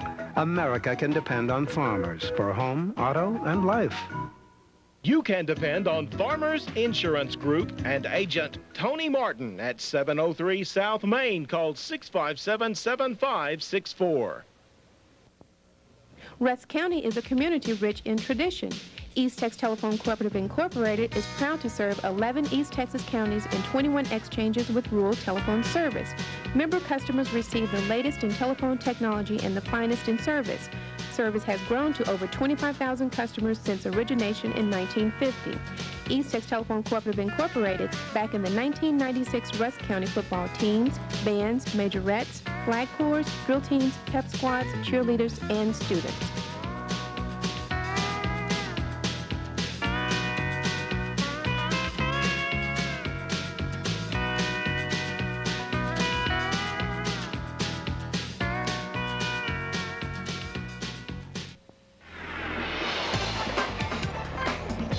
A reminder, next week, Prime Sports becomes Fox Sports Southwest. We'll also be changing some of our start times for High School Extra. So you can see the Extra at these times next week. Plus, we remind you, as always, check your local listings. We continue from Monahans on the Extra. This is the Ward County Courthouse, Monahans being the county seat of Ward County. And, of course, this whole area is oil country, and oil wells drilled in the area had to be drilled at an angle so as to draw the oil out from under these government buildings. In fact, there's one of these wells just across Main Street, one of the nuances of the Permian Basin region. Well, our coach who makes a difference knew all about the nuances of the game at the Class 3A level. He won a state championship there and has continued to be a force, his teams, in East Texas. Let's take a look at Dennis Alexander, our coach who makes a difference. Only a unique handful of coaches reach an elite category of having coached a dynasty. Those that do are rarely known for multiple dynasties. But Dennis Alexander is in the process of trying to build the Henderson Lions into a Texas elite, much in the same mold he did with the Dangerfield Tigers in the mid-1980s. Alexander's 1983 Tigers had what is still regarded as the greatest defense in Texas high school football history, recording 14 shutouts, 13 consecutively, both national records. Well, I think like any coaches, we feel like you win with defense week in and week out, and we try to base on the premise that we're going to stop the run. Sometimes you don't do that as well as you'd like, but normally we do pretty well with it, and hopefully we'll continue. The native of Kilgore was coached in his high school days by Jim Hess, the biggest influence on his coaching philosophies centered around the 4-3 defense. His career started at Hughes Springs in 1972 before going to Dangerfield in 1976. In 1989, Plano head coach Tom Kimbrough had taken, then turned down the Henderson job within a month. Alexander was then offered a position he couldn't refuse. One thing I've always wanted to do is just coach in East Texas, and I'm not glued down, but I love East Texas and want to coach here. And it reached a point in Dangerfield I thought it might be time for a change, and been there so long, we all loved it so much, but thought if I was ever going to move, I'd do it then, because my youngest daughter was a freshman and didn't want to move after that year. Ag, 2 holes, let's go.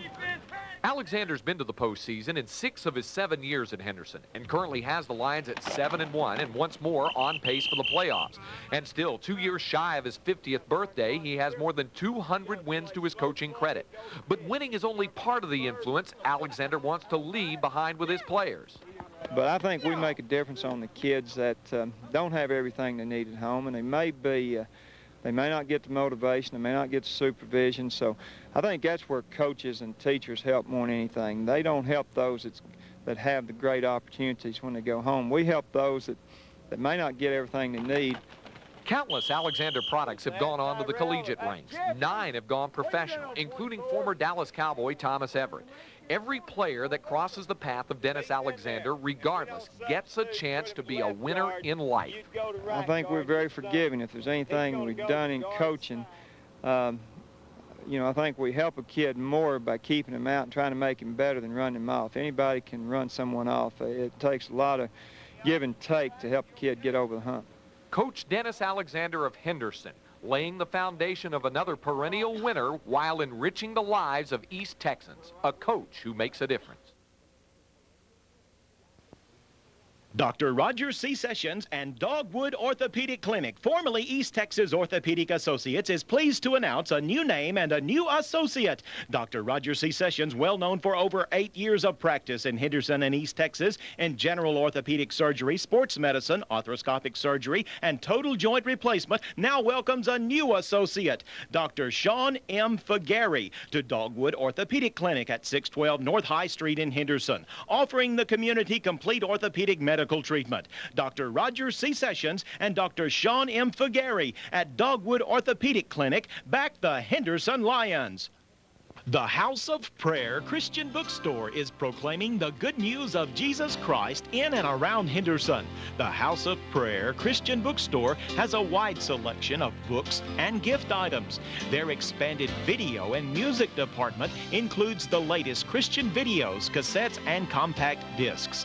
Lift someone's spirit from a large assortment of cards that express your sincere feelings. And of course, a large selection of Bibles. Remember the House of Prayer Christian Bookstore, providing caring assistance for your spiritual needs. Donald and Evelyn Maddox, owners. Cellular phone service has never been lower. Right now at Larry Roy Incorporated, your authorized 360 communication cellular dealer. With a new line of service, an individual can pay only $12.95 per month on a 1-year contract, and you get free activation on all rate plans. It's a great deal for individuals who occasionally use their cellular phones. See the new fashion color contour phones, only $12.95 with a new line of service, or ask about a used phone at no cost. That's Larry Roy Incorporated, your authorized 360 communication cellular dealer.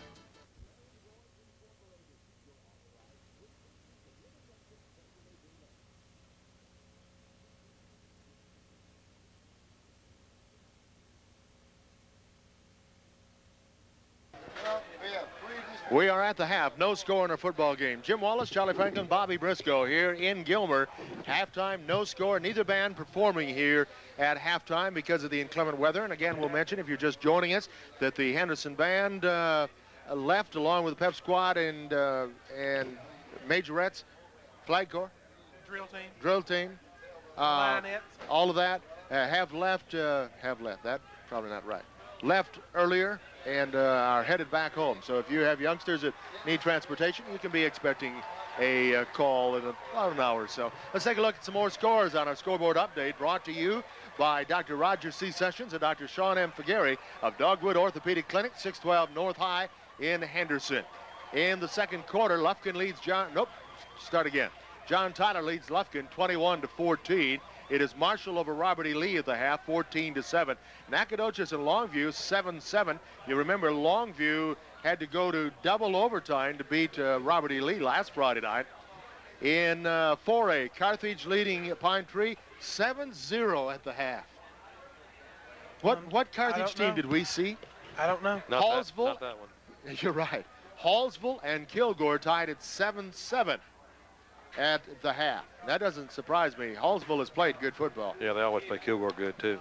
Athens shutting out Palestine 21-0. Jacksonville blanking Chapel Hill 10-0. All of those scores at halftime, and those updates are on our scoreboard update. And whoops, missed one other one. ARP and West Rusk tied 7-7 in that one. West Rusk has to win by more than, what is it? Tell me. They have to win by 9 to make the playoffs, and if they can beat it by 16, ARP stays home. So that's the story on that one. And that one's tied at 7-all. So we've got a half to play on a scoreless ball game here. Right now, out on the field, the captains are meeting. Gilmer will get the football to start the second half, and we'll have the wind in their face. Right. We'll take the win. We'll kick off with a win in the third quarter, just like we started the ball game, Jim. All right, same. And a lot of other things are exactly the same. That's the score. There is none through one half of play.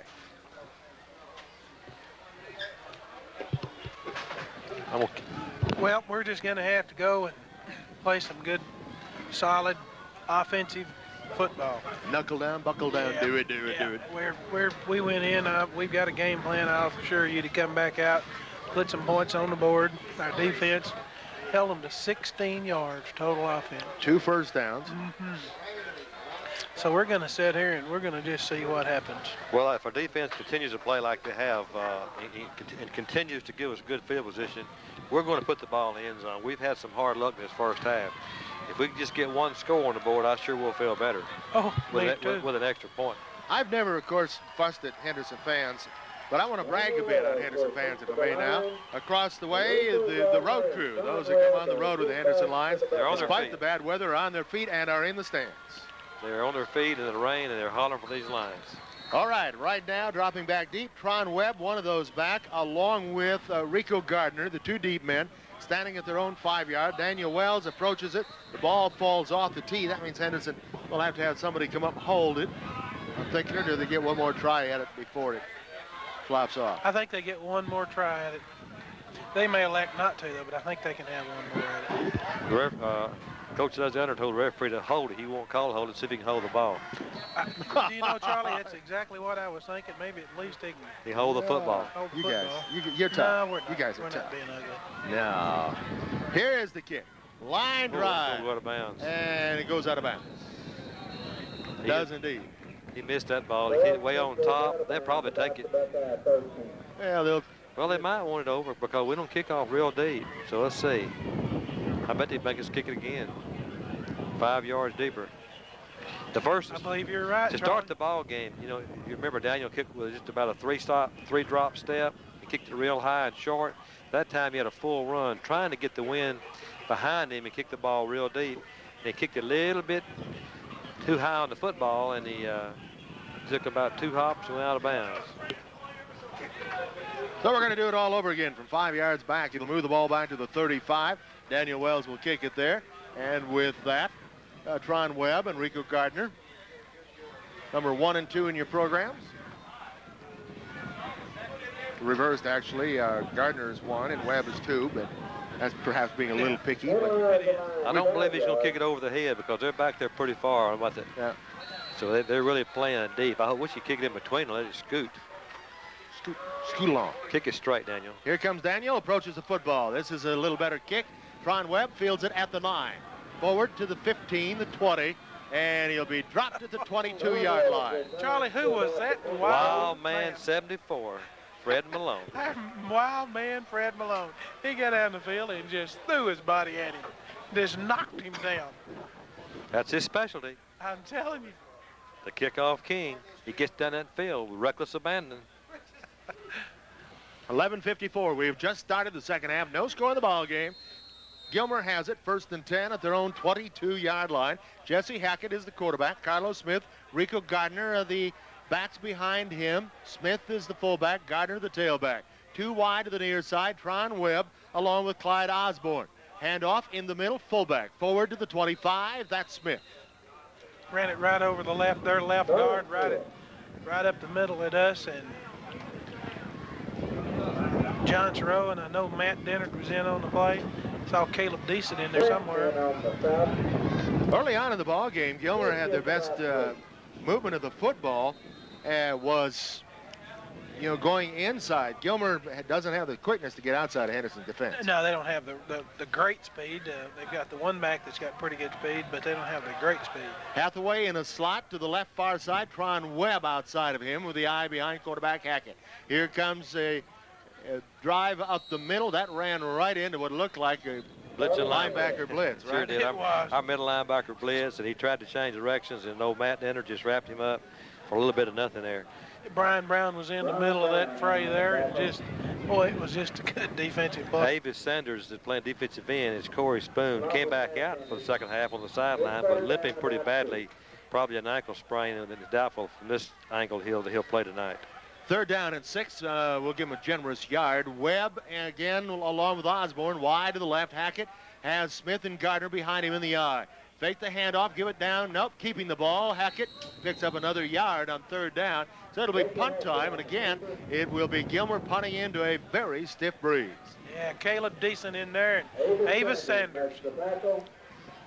Where is the foosball? The foosball is at the 26. No gain. It'll be 4th and 6. Well, they got about 5 yards on that series, so we ought to have a pretty good field position, hopefully. Charles Simpson, Reggie on net. Kicking from about the 12-yard line, Jim. And will receive the punt at about the 45 of Henderson. This one bounces, but he gets it up, gets it off. Get away. It hangs up in the wind. Look out, Henderson, get away from the football. Get away. And Simpson tells everybody to get away, and the ball suddenly bounces towards him, Yeah. and he backs off. We sure don't want to touch that football and give him something down there and give him good field position, because field position tonight is really important into that strong 25 plus wind. So we get the ball at pretty good field position just in our end of the field, about the 48. Yep. So Henderson will have the football for the first possession of the second half. 1st and 10 at their own 48-yard line. No score in the ball game. Henderson comes up to the line of scrimmage with 2 tight ends, a wing back on the right of the eye. Pitch back right side to Davis. Hits into the middle and gets 1 yard, maybe 2. We'll give him 2 to the midfield strike. Well, we're trying to get a little yardage outside that time, and it just wasn't there. Well, those linebackers and secondary are just, anytime we pitch, they're just flying the football. I wouldn't be surprised to see a halfback pass before the night's over, Bobby, because that secondary really flying the ball when we pitch the tailback. Here comes Henderson, 2nd down and 8. Reggie Arnett, wing back right side.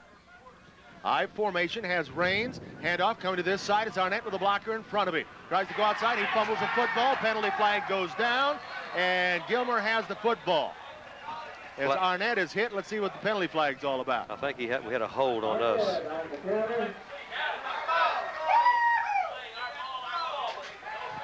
Apparently the penalty was on Henderson. Holding on Henderson. That'll be declined. And on the fumble, up with the football come the Gilmer Buckeyes. You know, Gilmer thinks they can win this thing. They really do. The longer it goes like this, the more they think so. They really think they can. They get as good a shot as Henderson does right now. I'm telling you, what's the score? No score. Oh. Boy, they're fired up. 3rd time of the night, Henderson has turned over the football. Gilmer takes over, 1st and 10 at midfield, 9-10 of the 3rd quarter. No score. Here come the Buckeyes to the line of scrimmage. Tron Webb along with Clyde Osborne. Split wide to this side. That's the short side of the field. Hackett is the quarterback. He'll hand off to Gardner. Gardner trying to go outside, tries the stiff arm. He'll be driven out of bounds back in Gilmer territory at the 45-yard line. Nothing doing that time. David Johnson played some really good technique. He took the blocker on and just stretched it all the way out, just like you're supposed to, and had time for some pursuit to get to him. Good job, David Johnson. Henderson defense allowing just 16 yards in the first half, 2 first downs. Field position is so important. They picked up about 40 yards on that fumble right there. And then lost 5. Yep. Net 35 at the moment, right? Right. Yep. We laugh about it, but field position, as Charlie's been pointing to, is going to be very important, obviously, inclement weather. Set him down, staggered in the backfield. Hackett gives it off, coming this side. Carlos Smith hit for another 5-yard loss. Back to the 40-yard line, where it'll be 3rd down, 20 for the Buckeyes at their own 40. Boy, that did not fool Matt Dennard, did it? He got in there, and he wrapped that back up. He read it all the way. And again, we have to go back and understand this. Our defensive players can run with anybody. And that's what's keeping us in the ballgame. You know, when you have a backside end that makes a play all the way across the field, that's just telling you can run. We've got to stop them right here, make them kick. Webb wide left. Wing back on this side. Now we're almost a wing back. Set up over here is Smith. Gardner is alone setback. Back to throw. Hackett rolls to his right. He throws it incomplete to the near side and out of bounds. Well, it's going to be 4th down. We had an awfully good defensive stand right there. They've given up 10 yards. We need the whole offense to crank up now. Do y'all remember the last pass completion of the night? I'm going to test you here. The first one thrown. First play of the game. Yep. Oh, yeah. That we had the ball. Yep. Here's Tron Webb to punt into a stiff wind again. This snap a little bit better. Henderson coming after it, but Webb gets it up. Nice high kick. It goes away from Arnett. Takes a good bounce inside the 25 to the 23-yard line. So a nice punt that time by Tron Webb. Henderson will have it 1st and 10 at their own 23. On the board, 8:08, third quarter. No score in our football game. I believe this is the best field position for the night for Gilmer. Of course, that fumble set it up, and then he kicked the ball, kicked us back inside our own 35. So we're going to start out with a pretty good ways to go with 8:08 here in the third quarter, but a lot of football to play. Pat Brown wide to the right side. High formation. Handoff into the middle to Raines. Nope, nothing there. Not a thing there, guys. I'm me. Well, I tell you what, I believe both defenses have the other offense figured out tonight. In fact, yard loss back to the 22, where it'll be 2nd down 11 for Henderson at their 22-yard line. 7:45, clock running, third quarter, no score in the ball game. A windy, rainy night in Gilmer. Arnett wide to the right, wind at the back of Henderson. Back goes Simpson looking for one receiver out of the backfield, or out, and it's incomplete, or did they say he did not catch that ball? Well, they say he caught it. And an interception, the 4th turnover of the night, into the hands of Gilmer. I thought he trapped it. At the 48-yard line. This is where, well, that's a 2-yard improvement on the interception. I thought he trapped it. Well, Charles took a little bit off the ball. He was trying to keep from overthrowing so much, and he knew he had the wind at his back, and he just underthrew it. Well, and just one receiver out of the backfield, or not out of the backfield. I said that when I tried to call the play. One receiver pattern. 1st and 10, 47 of Henderson. Gilmer with their best field position of the night to start a drive. 7:27, third quarter. Handoff Gardner, stuttered around the backfield, and he'll be knocked down for no gain. Just nothing there for them. Nobody has been able to get anything going. Obviously, if you're at 7 minutes and just a hair over in the third quarter, no score. That's just real good defense, inside play for us. You know, we can talk all night about our linebackers and our defensive line just making great plays, and our secondary supporting us quite well. And I believe, Alan, we probably have, with their loss of 10 yards, they probably have about 11 yards total offense. That's about what I have. 2nd down and 10 for Gilmer, 2 to the left side. Fake the handoff down the line. Quarterback keeps, no gain. He's dropped. The option was there. If it was, he'd elected to hang on to the football and drop for no gain. John Sherrill, Davis Sanders, saw Marcus Hollins in there. Several of those defensive lines. Well, if you like defense, we've had it here tonight. Yeah, we can't panic. A lot of time left. We got 6 minutes and 20 seconds in the third quarter, then a whole fourth quarter. We just got to keep playing good defense and wait for Gilmer to make a mistake. We've made a couple here in the third quarter, but if we'll hang on and play tough, they'll make one here sooner or later.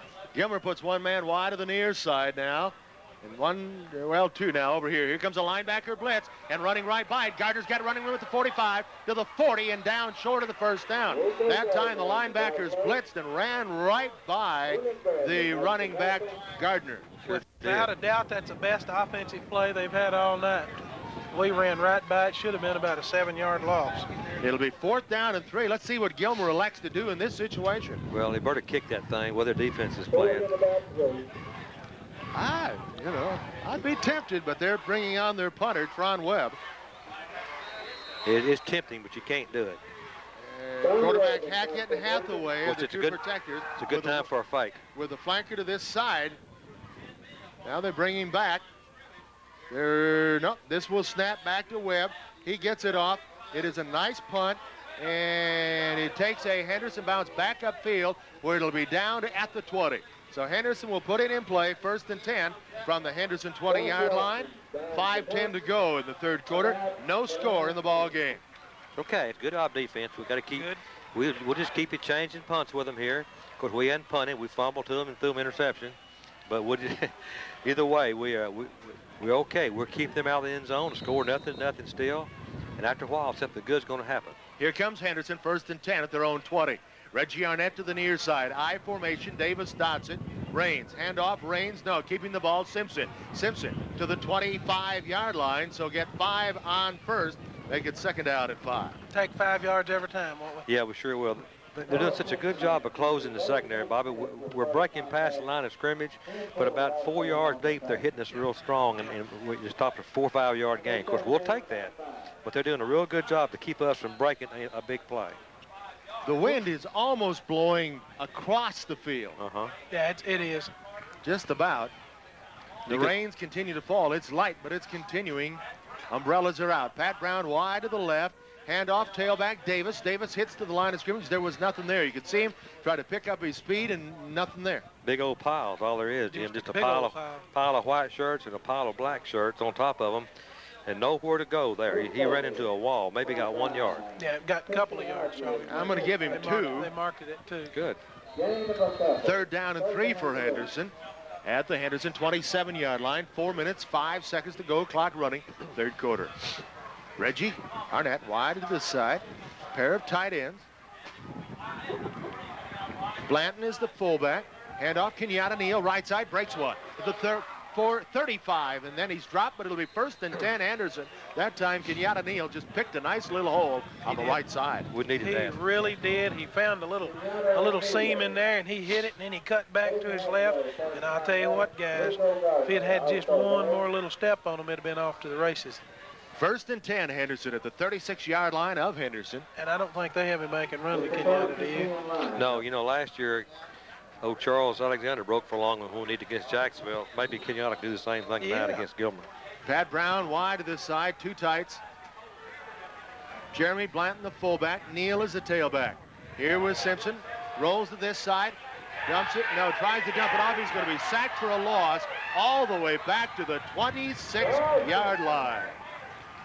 That time we pulled our backside guard that time to come out and protect him, and really what happened that time, this is not a criticism of Charles, but he overran his protection.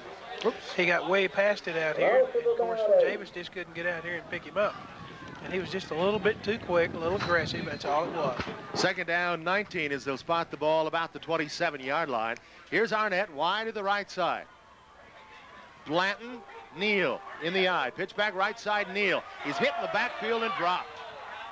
Coming through was Hathaway. Boy, they are playing some inspired defense. Just good penetration there. And he got penetration and just messed up our pulling guard. Javis Wright tried to pull, but the guy went under him and rolled Javis up, and as a result, he rolled Kenyatta up. Strong safety on run support. Big time. Loss to the 25. It'll be 3rd down and 21. So now Henderson puts 2 wide to the right.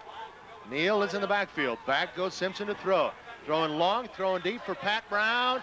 This one is intercepted. Picked off by Tron Webb, running step for step at inside position on Pat Brown, and Gilmer gets the ball at their own 40-yard line. Well, that's about as good as a punt. If the ball been incomplete, we'll come back and punt it, so we probably couldn't have got too much more out of that, so that's not as bad as it might seem. Last 3 drives, the 3 drives of the first half for Henderson have ended with a fumble, an interception, and an interception. Oops, that's not the way we want to do it, I'll promise you. 1st and 10, Gilmer at the 40-yard line of the Buckeyes. 2:20 to go in the 3rd quarter. We have a scoreless football game here in Gilmer. 2 wide to the left for Hackett. Pitch back left side. Gardner trying to get outside. Little clip from behind. No, he's driven out of bounds at the 48-yard line. So a pickup of 8 on 1st down for Gardner. And so now in the last 2 first plays of the drives for Gilmer, they've picked up some good yardage. Well, they hooked their cornerback, Brian Brown, inside that time, and he got out around him. Good play by our safety, Damon Reddick, to make a good play over here to stop him from breaking all the way. Pickup of 8. It'll be 2nd down, a short 2 for Gilmer at their 48-yard line. Well, you know, your defense can score lots of ways. A pick up a fumble, pass interception, or something like that. We got to have to do something to score on defense here in a minute. Will Farrell in the slot. Tron Webb outside of him. Gilmer going left to right. Handoff. Smith in the backfield. Fights hard and is very, very close to a first down. Only needed a couple.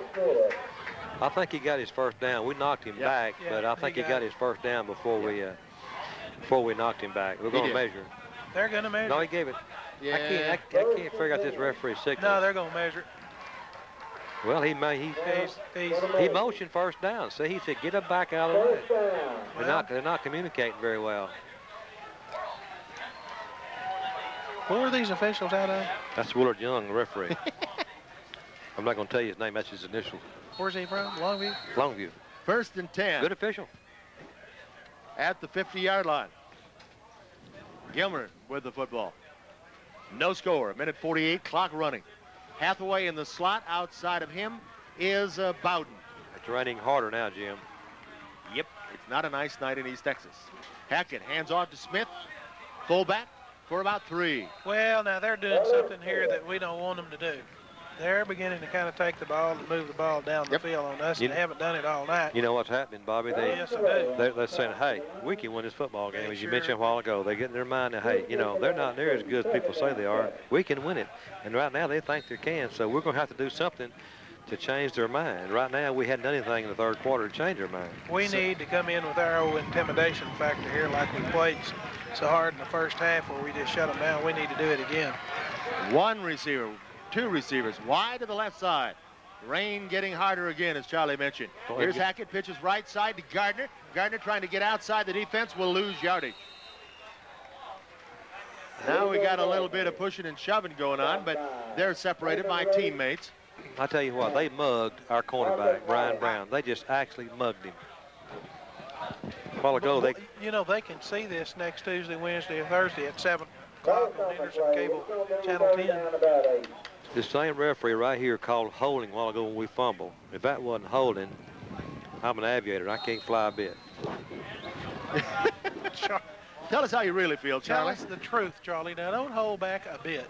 3rd down, about 9. Okay. The ball at the 49-yard line after a loss on the play of about 3 as Rico Gardner trying to get outside couldn't.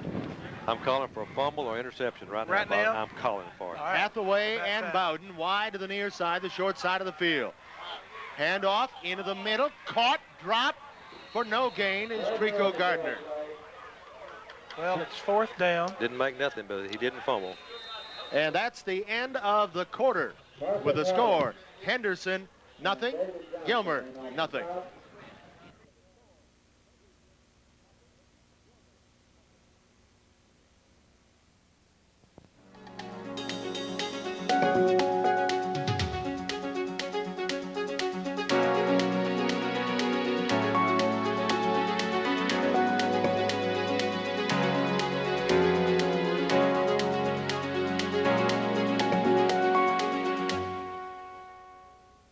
Senator Bill Ratliff and Representative Paul Sadler.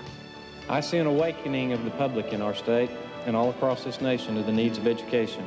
When our state Senator Bill Ratliff and I were charged with totally rewriting Texas education, the issue was never partisan politics, even though he's a Republican and I'm a Democrat. Both Senator Ratliff and I had only one concern, to do what's right for the people and children of Texas, and that's too important for partisan politics. Need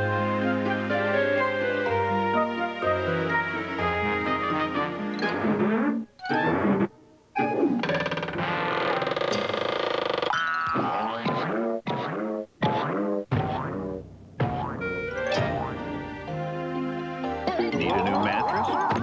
Buy a Serta Perfect Sleeper. Sleep Gallery Plus, 1 block west of the Star in Henderson, where beautiful mornings begin with a great night's sleep.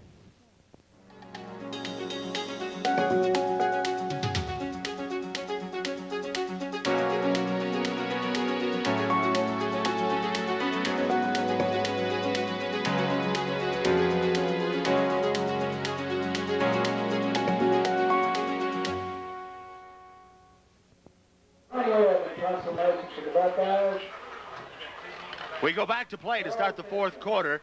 Tron Webb to punt.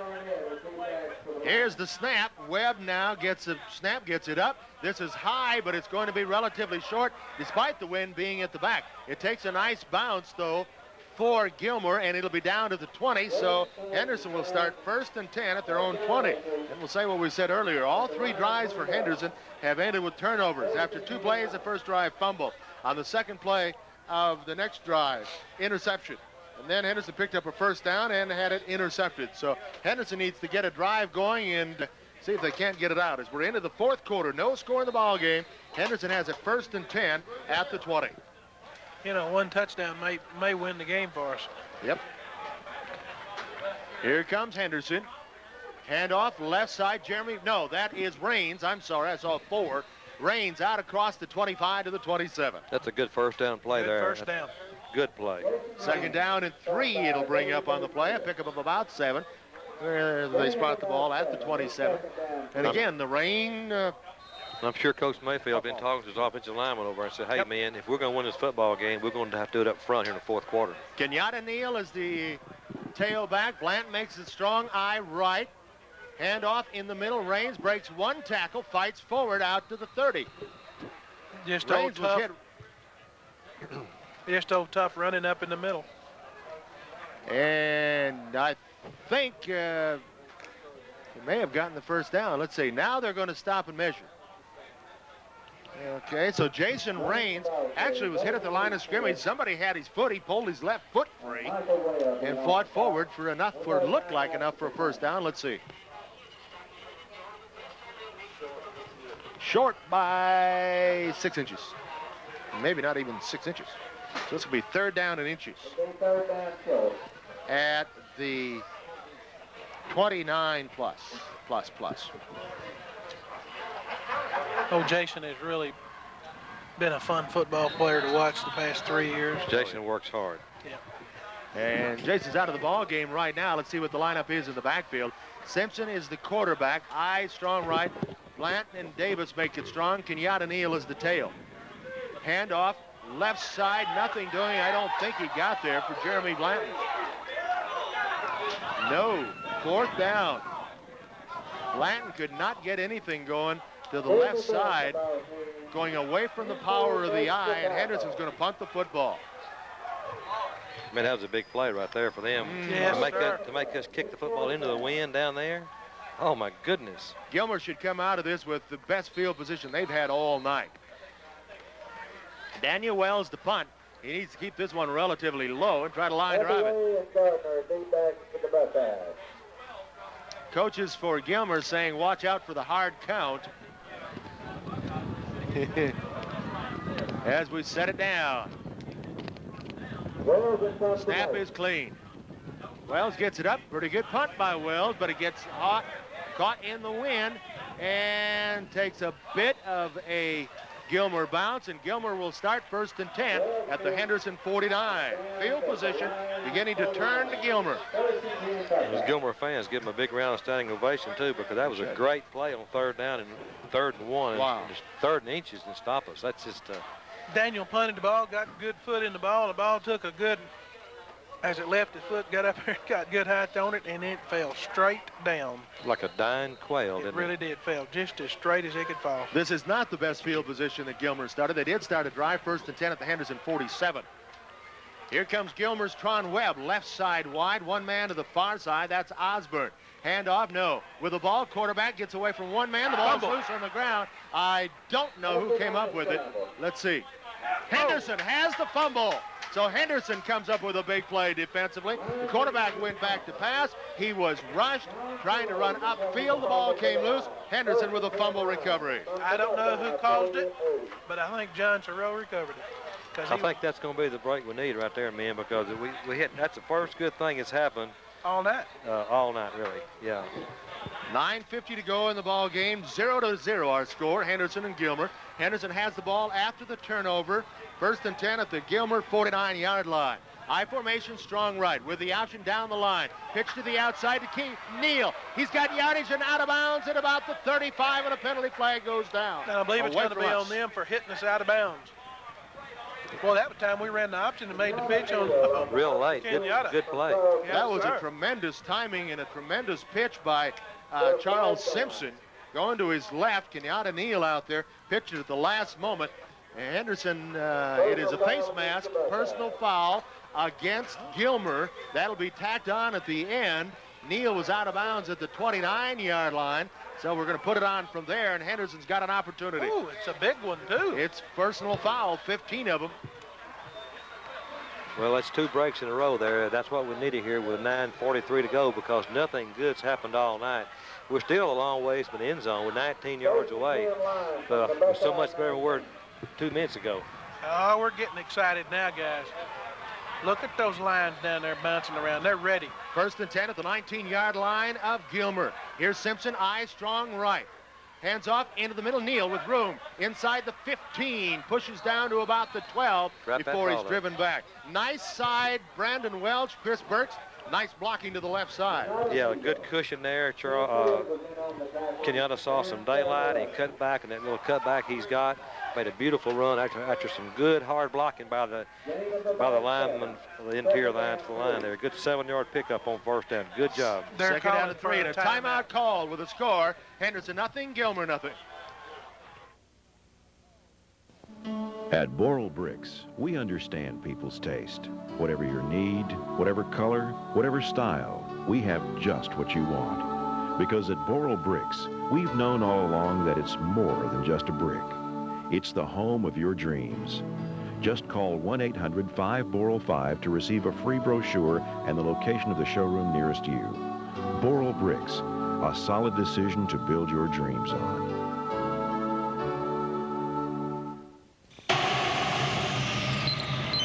Every American Standard air conditioner must endure literally hundreds of inspections before being permitted to leave the factory. And if any little thing is less than perfect, well, we have ways of dealing with troublemakers. Built to a higher standard, American Standard. Replace your old air conditioner with a reliable American Standard system from Simmons Air Conditioning and Heating in Henderson, and ask about a free 10-year parts and labor warranty. 9:13 left in a scoreless football game. Henderson and Gilmer. Gilmer calls a timeout. It is 2nd down and 3 for Henderson at the Gilmer 12, following a fumble recovery, then a Neal run, Kenyatta Neal run with 15 plus added onto it for a face mask personal foul. So it's 2nd down 3 now after a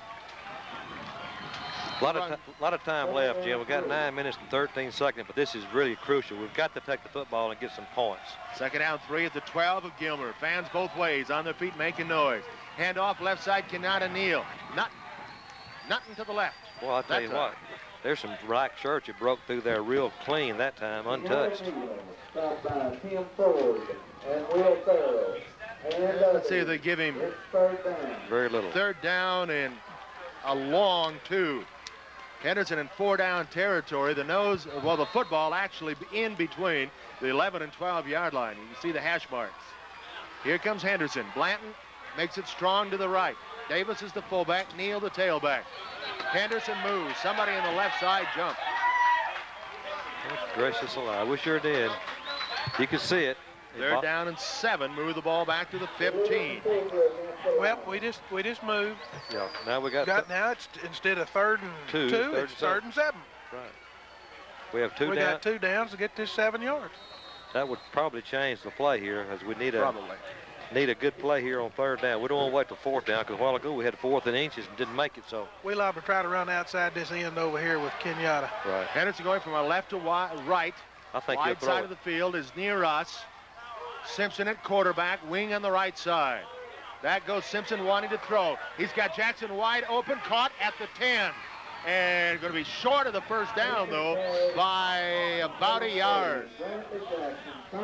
Less than a yard, but Jackson with the catch.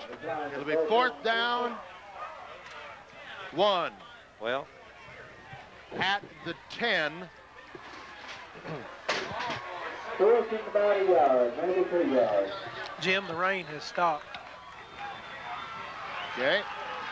There's big plays in ball games, and there's big plays. This is a big play. One of them right now. 4th down, a short one for Henderson. With the ball, Simpson. He cuts back inside, has the 1st down by about a yard inside the 10. It'll be 1st and goal, Henderson. Boy, I tell you what, he just kept the ball around the left end and ran and got all he could get and just got lucky. You going to measure? Just enough yards, I think. I think he had it. I didn't think he was going to be able to. Well, they're going to measure it. He's got it by length of the football. 16 and a half inches. I think he's got about a length of the football for sure. Didn't know I had the kind of eyes, did you? Yeah. About right, Bobby. I'm impressed. I'm telling you. For the line. All right, biggest opportunity of the night since early in the first half anyway. Henderson has the ball first and goal. We're going to call it the 9 officially. I actually turned around and asked Coach Long, does he have it? He told me 16 and a half. That's a tough place to score from at 9 yards. I've said it many times, but we have a new set of downs, thank goodness. No score in our ball game. 7:19 in the contest left. Henderson, strong right. Handoff, Raines to the 5. But tough running. Oh, yeah. Wrap that football up, and let's take it across that goal line. 5 yards to the goal line. It'll be 2nd and goal. Michael Webb makes the tackle. Oh, me. Yeah. Ball started to Buckeye 5. 2nd down. Chris Davis into the ball game as Jeremy Blanton goes out favoring an arm a little bit or something. I think he's all right, but here we go. Set it down. Raines makes it strong right. Kenyatta Neal, the tailback. With the ball, quarterback keeps it. Nothing. For Simpson, maybe a half yard at most. It'll be 3rd and goal. We're going to call it the 5. Chris McIntosh was there. I think no gain at all. Wasn't anything there. Just slipped down and just had some lead blockers out in front. He slipped down on one of our own players. Well, it'll be interesting to see what we do on 3rd and goal from the 5. We can do one or two things. We can play it cozy and set up for the field goal, or we can go ahead and try to punch the ball in the end zone. Let's see. Let's punch it in. 3rd down goal, Henderson at the 5 of Gilmer. Here in the 4th quarter of a scoreless ball game. Pitch left, Neal gets one block to the outside. He is going to try to cut the corner, and he dives. Touchdown, Henderson Lions! I thought there was no way that Kenyatta Neal was going to get around and in, but his speed did, and he dove the last bit to the end zone, and Henderson has put 6 on the board. Kenyatta Neal with some of the best running all season. I tell you what he did, Now, wait a Jim. minute, Jim. You had doubt that time? I tell you what. I thought he had people after. Gilmer underestimated his speed. They had him stop, but their angle was too short, and Kenyatta just put that burner on and beat him to the end zone. Boy, y'all can see that play this coming week. We need Tuesday, this point. Wednesday, or Thursday. Need this point. Here's Daniel Wells out of the hole of Martine. It's on the tee, it's on the way, and it's good. With the Thank time out you. of the field, our score, Henderson 7, Gilmer nothing. Way to go, Daniel! Hello, I'm Dr. Robert Lehman. You know, for many seniors, cataract surgery is the closest thing to a miracle they have ever experienced. Here at the Lehman Eye Center, thanks to an advanced cataract procedure using no sutures and no shots, many of our patients are enjoying almost instant visual recovery with virtually no physical restrictions. Call Lehman Eye Center today about quick vision cataract surgery. Lehman Eye Center, the clear choice for clear vision. The new 96 Mercuries are in stock and ready to roll today at Premier Ford Mercury. From the best-selling Sable to the world-class Mystique, luxurious Grand Marquis, and sporty Cougar. Save on the complete 96 Mercury lineup. Plus, at Premier Ford Mercury, we can put you in the car or truck of your dreams on a payment plan to fit just about any budget. Shop the rest, then see the best. Premier Ford Mercury on Highway 79 South in Henderson, Texas. Yeah, they'll give you a deal that's as sweet as honey and make you feel like you were born to save money. Premier Ford Mercury. The Henderson Lions have finally broken the ice and gotten on the board on a 5-yard run of beauty by Kenyatta Neal. The extra point by Wells is good. 5:57 left in the ball game. It is now Henderson 7 and Gilmer nothing. Henderson will kick off into a tough win. Yeah, kicking off to a tough win. Nearly 6 minutes left. 5 minutes to 57 seconds. Long ways from being over. But we do have some points on the board. Put a lot of pressure on Gilmer.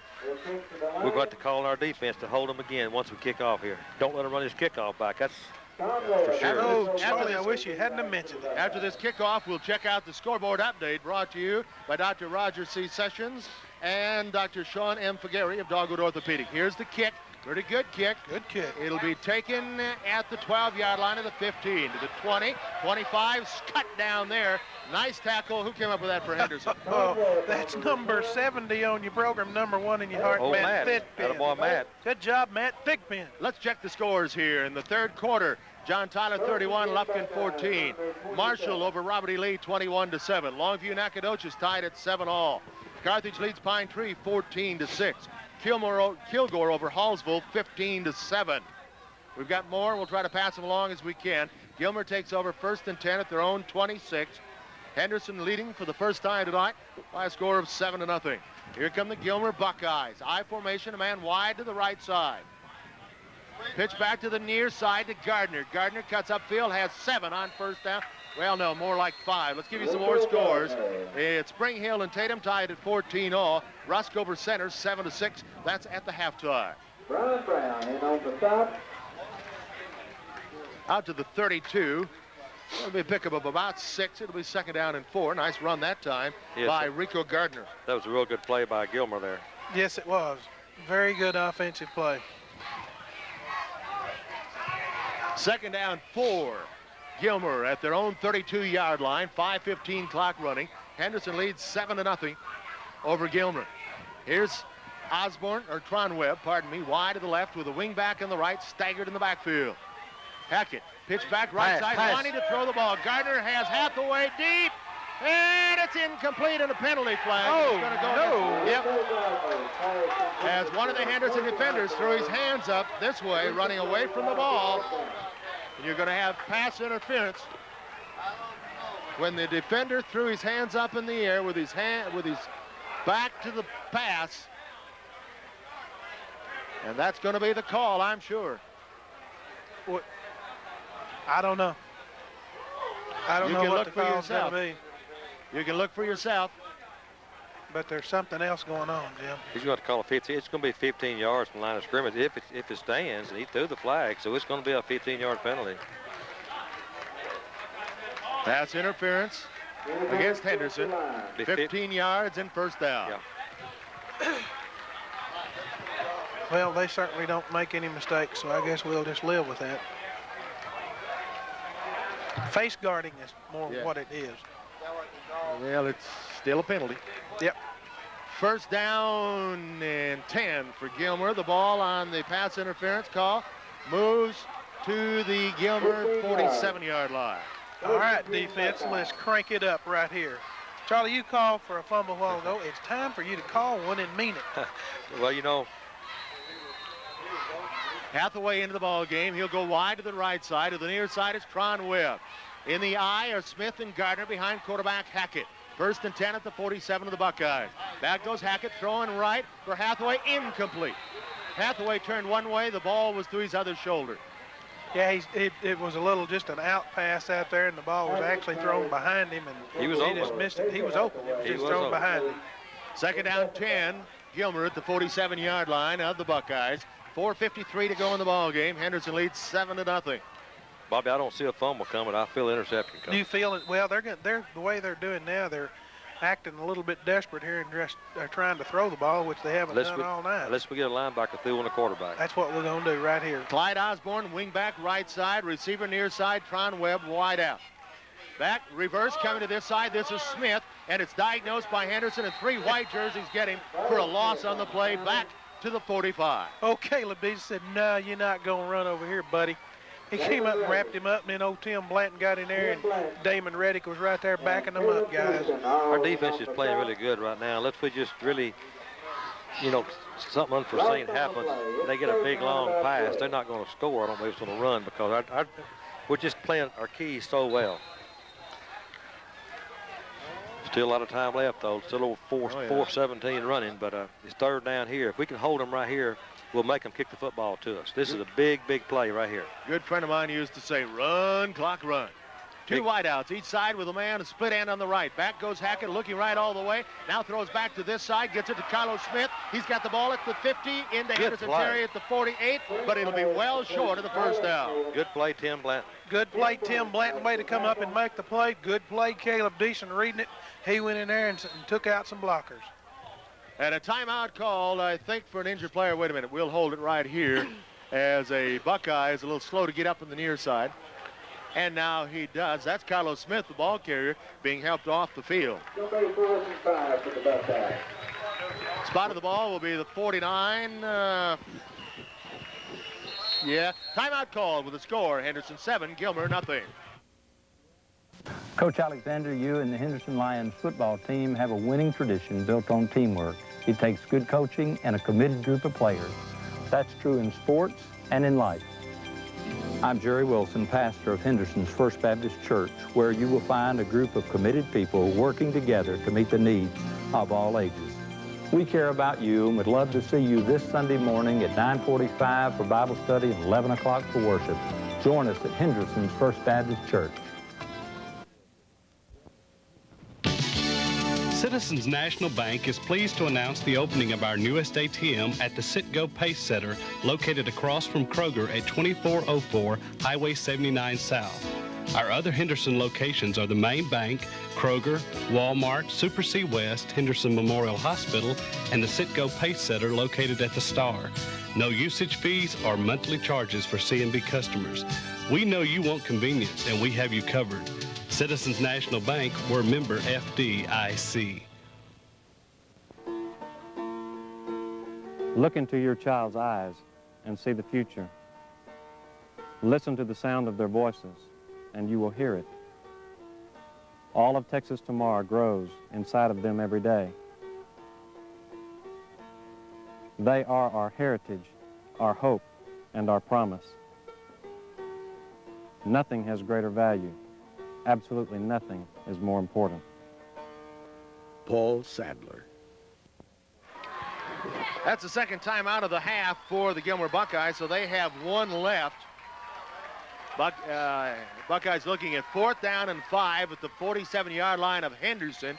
And it looks like it's time for the Buckeyes to go for it on 4th and about 5. Decision time right here. 3:48, 4th and 5. Henderson leading 7-0 over Gilmer. Henderson fans across the way being asked to come to their feet, and they respond dramatically. Big play. 4th down 5. Gilmer at the Henderson 47. Here's Hackett. Drops back. Rolls left. Has some time. Throws it incomplete over the head of Tron Webb.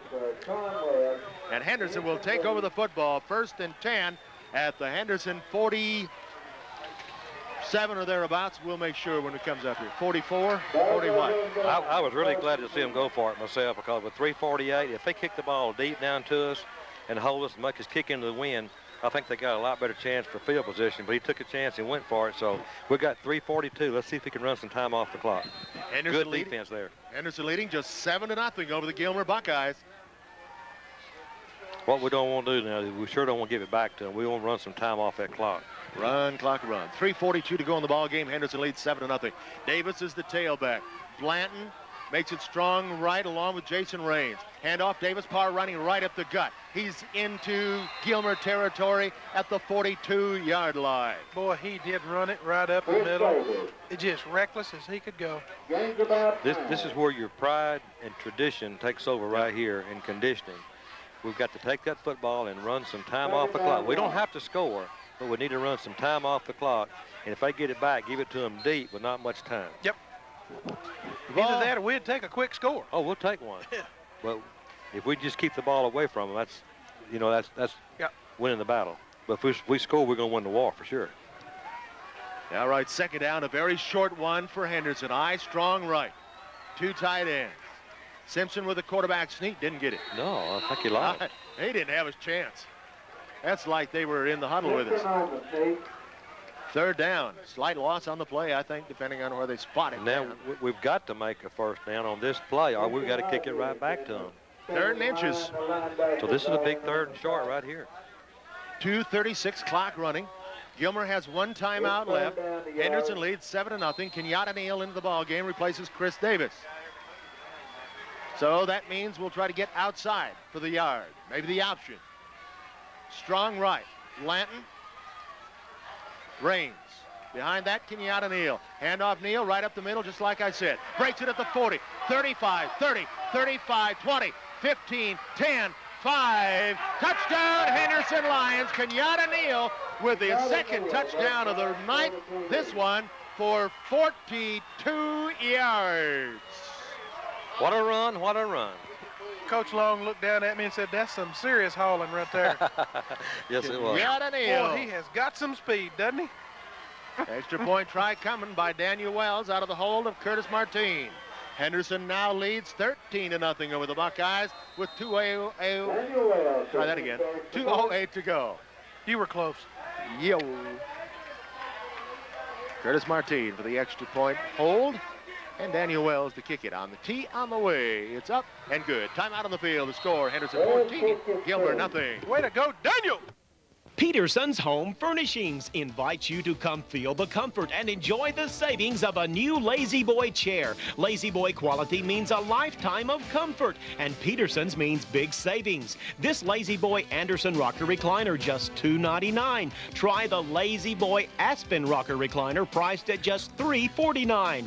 Here's the Intrepid rocker recliner from Lazy Boy, now only $3.99. Come feel the comfort and enjoy the savings of Lazy Boy, the only recliner providing you with full body comfort. Available at Peterson's Home Furnishings, your home-owned furniture and appliance store in downtown Henderson. In the hands of 3 different insurance agents, your home, auto, and life policies could end up full of holes. But call a Farmers Insurance agent for a farmers-friendly review, and one agent will bring all your policies together, get rid of gaps, and help trim costs. So if you're with more than one company, cut it out. America can depend on Farmers for home, auto, and life.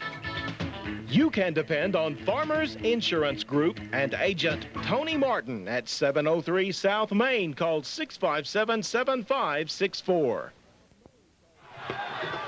The Henderson Lions have gone up 14-0. The Henderson fans who stuck it out in the bad weather have good reason to smile right now. And for a moment, the wind died totally. Now it's blowing again as Daniel Wells gets ready to kick it off. But a 42-yard run, Kenyatta Neal. Extra point by Wells was good. 3 plays, 52 yards. So Kenyatta Neal here in the fourth quarter has scored both Henderson touchdowns. Here's Wells to kick off.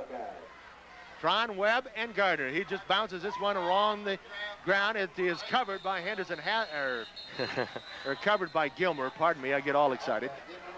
Throw it a flag. Osborne. Well, we got down the field that time in pretty good shape. We were going to make a play anyway, so. First and 10 at the 30 of Gilmer. Henderson leads 14-0, 2:07 to go. And basically, I think perhaps what we talked about earlier happened. Henderson just kept coming and coming and coming. I think Kenyatta's leg is a lot better. I think it's so. Well. I do too, Charlie. Definitely. He has some serious speed. My heart's a lot better. Yep. Let's see, I would assume no new quarterback in the lineup now. Well, actually, it is Tron Webb down the line on the option. He'll be tackled for a loss on the play. Marcus Hollins got to him. Marcus jumped up and said, that was me. He's excited, isn't he? That's a lot of pressure on a new quarterback, put him in this time of the ball game. It's a lot of pressure when you're staring Marcus Hollins in the face. Lost 2 on the play, back to the 28. We're at 2nd and 12. Clock running, a minute 46. The quarterback said he looked quick on the sideline, but he quicker than he looked over there. Yeah. Especially when Marcus came through untouched. Marcus has made a lot of plays tonight. You betcha. Marcus made lots of plays every Friday night. Yes, he has. He's done a great job. So unless something really weird happens, Henderson's going to go to 7-1 of the year. More importantly, 2-1 in district. Here again, it's Tron Webber, the quarterback. He hands it off into the middle. As a matter of fact, we've got a new fullback in there now. This is Anthony Hawkins. So Gilmer not trying to do anything but kind of let the clock run. Yeah. You know, we're bragging on Marcus. I tell you what, our whole entire defense has played great, hasn't it? Charlie, you're right. They played some great defense this year, but tonight might be the best game overall they played. Yeah, I agree with you. Matt Dennard that time got in and made the initial contact. Matt's done a good job tonight. I called his name a bunch tonight. The Henderson defense simply stuck it there and stuck it there and stuck it there until the offense could get something going, and wow. You know, I kept saying late in the third quarter, we've got to have patience because something good going to happen. We finally got that break. Charlie, you are so wise. He really is. Less than a minute to go. This could be the last play of the ball game. Hathaway in motion away. Back goes Hackett to throw. Pressure on Hackett. Spins away from one man. Now he'll start to run upfield. He'll be tackled at the 31, and that should be the last play of the ball game. We're under 20 seconds to go, and the clock runs. So we're looking at a final score here tonight. Let's count this one down. They called a timeout. Oh, who's called a timeout? Timeout on the field with a score. Henderson 14 and Gilmer nothing. The law offices of Welborn, Houston, Atkinson, Mann, Sadler, and Hill at 300 West Main wish the best of luck on the field and in the classroom to all Henderson students and faculty during the 96 school year. East Tex Telephone Cooperative Incorporated serves 11 East Texas counties with 21 exchanges and over 25,000 customers. In fact, East Tex Telephone Cooperative Incorporated is the largest telephone cooperative in Texas, providing rural telephone service to many East Texas communities. As our Rusk County students strive for continued success in all activities, East Tex Telephone Cooperative Incorporated wishes them the very best of luck.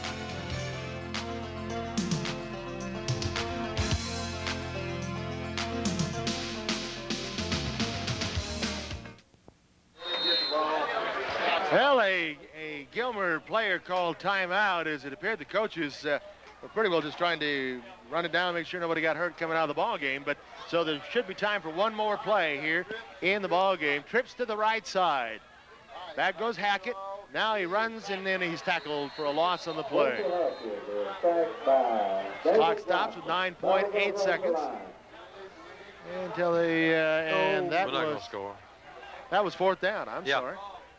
And Henderson takes over the football, 1st and 10 at the 28, and I would assume Henderson will take a knee with 9.8 seconds, unless there's some differentials you got to worry about, but I don't think so. I don't think so. David Johnson made the quarterback sack that time on that last play. Yeah, let's see what Henderson does. Simpson is the quarterback. Raines is the fullback, along with Jeremy Blanton makes a strong right. And Chris Davis is the fullback. And back on a knee goes the quarterback, Simpson, and that ought to do it. The clock runs down. 4, 3, 2, 1. This ball game, Shebe history. The Henderson Lions defeat the Gilmer Buckeyes by a final score here tonight of Henderson 14, Gilmer nothing. Come on the line and talk to me. Dr. Roger C. Sessions and Dogwood Orthopedic Clinic, formerly East Texas Orthopedic Associates, is pleased to announce a new name and a new associate. Dr. Roger C. Sessions, well known for over 8 years of practice in Henderson and East Texas in general orthopedic surgery, sports medicine, arthroscopic surgery, and total joint replacement, now welcomes a new associate, Dr. Sean M. Fagari, to Dogwood Orthopedic Clinic at 612 North High Street in Henderson, offering the community complete orthopedic medical treatment. Dr. Roger C. Sessions and Dr. Sean M. Fagari at Dogwood Orthopedic Clinic back the Henderson Lions. The House of Prayer Christian Bookstore is proclaiming the good news of Jesus Christ in and around Henderson. The House of Prayer Christian Bookstore has a wide selection of books and gift items. Their expanded video and music department includes the latest Christian videos, cassettes, and compact discs. Lift someone's spirit from a large assortment of cards that express your sincere feelings. And of course, a large selection of Bibles. Remember the House of Prayer Christian Bookstore, providing caring assistance for your spiritual needs. Donald and Evelyn Maddox, owners. On a generally nasty night here in Gilmer, the Henderson Lions come away with a 14-0 victory and getting those 14 points in the fourth and final quarter. The wind has now pretty well stopped, and it has stopped raining, but it's been a drizzly kind of night most of the way. But Charlie, as you were saying, late in the ball game, Henderson came to the fore. Well, our defense has played so good all the way through that our offense really struggled in the third quarter with a fumble, a couple interceptions. But our defense was playing so well, we knew that if they ever made a big play on defense and gave us the football, that we had a chance. And that's what happened. They finally gave it to us around midfield, and our offense, who didn't do a whole lot until that chance, but when the opportunity came, they took advantage of it. In the first part of the ball game, the door was open. We couldn't go in and score. And in the fourth quarter, the opportunity was there, and we did score, and that was the difference. A great win for the Lions.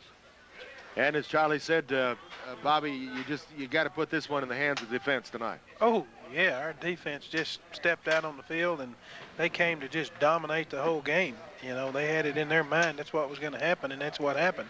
Our offense, Jim, we shot ourselves in the foot a couple of times, you know. We had three or four times there that we messed up, but it's just we were playing hard. It's just there were some mistakes that happened, and anytime you have a fumble like that, there's always that possibility that the defense caused it. So you can't say that we did that. However, we did fumble. I'm not too worried about it right now. You know, we're sitting here tied for second. You know, we got a three-way tie for second. What we had to do was win, and we won. And so we won. It wasn't too pretty at times, but it was a big win. And that'd be the bottom line.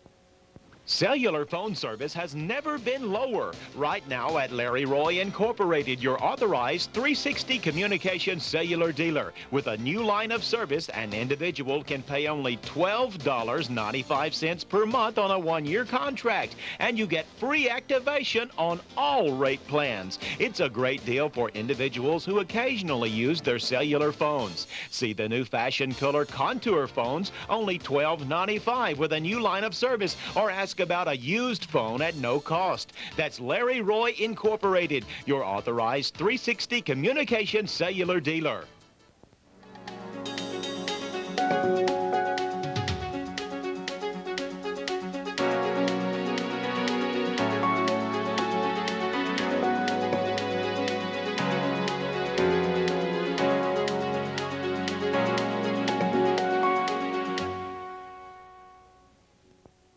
Wrap it up. Henderson now goes to 7-1 on the year. More importantly, 2-1 in district play, tied for second place. Kilgore stands alone in first place, and it is now Henderson, Gilmer, and Carthage with records of 2-1 in the district in second place, and we'll go from there. So with that, we're going to wrap it up. Want to say a special thank you to Bob Ellis, our studio producer, Alan Mayton on this end for keeping the stats and pushing the buttons and knobs as well at this end. Reminder, this game you can watch in its entirety on Henderson Cable Channel 10 on Tuesday, Wednesday, and Thursday night starting at 7 o'clock. And you can see this one, and it'll be a good one to watch. Coach's Corner tomorrow morning at 9 o'clock and at 10 on KGRI and KWRD. So our thank you spread around. As always, most of all, we thank you for listening.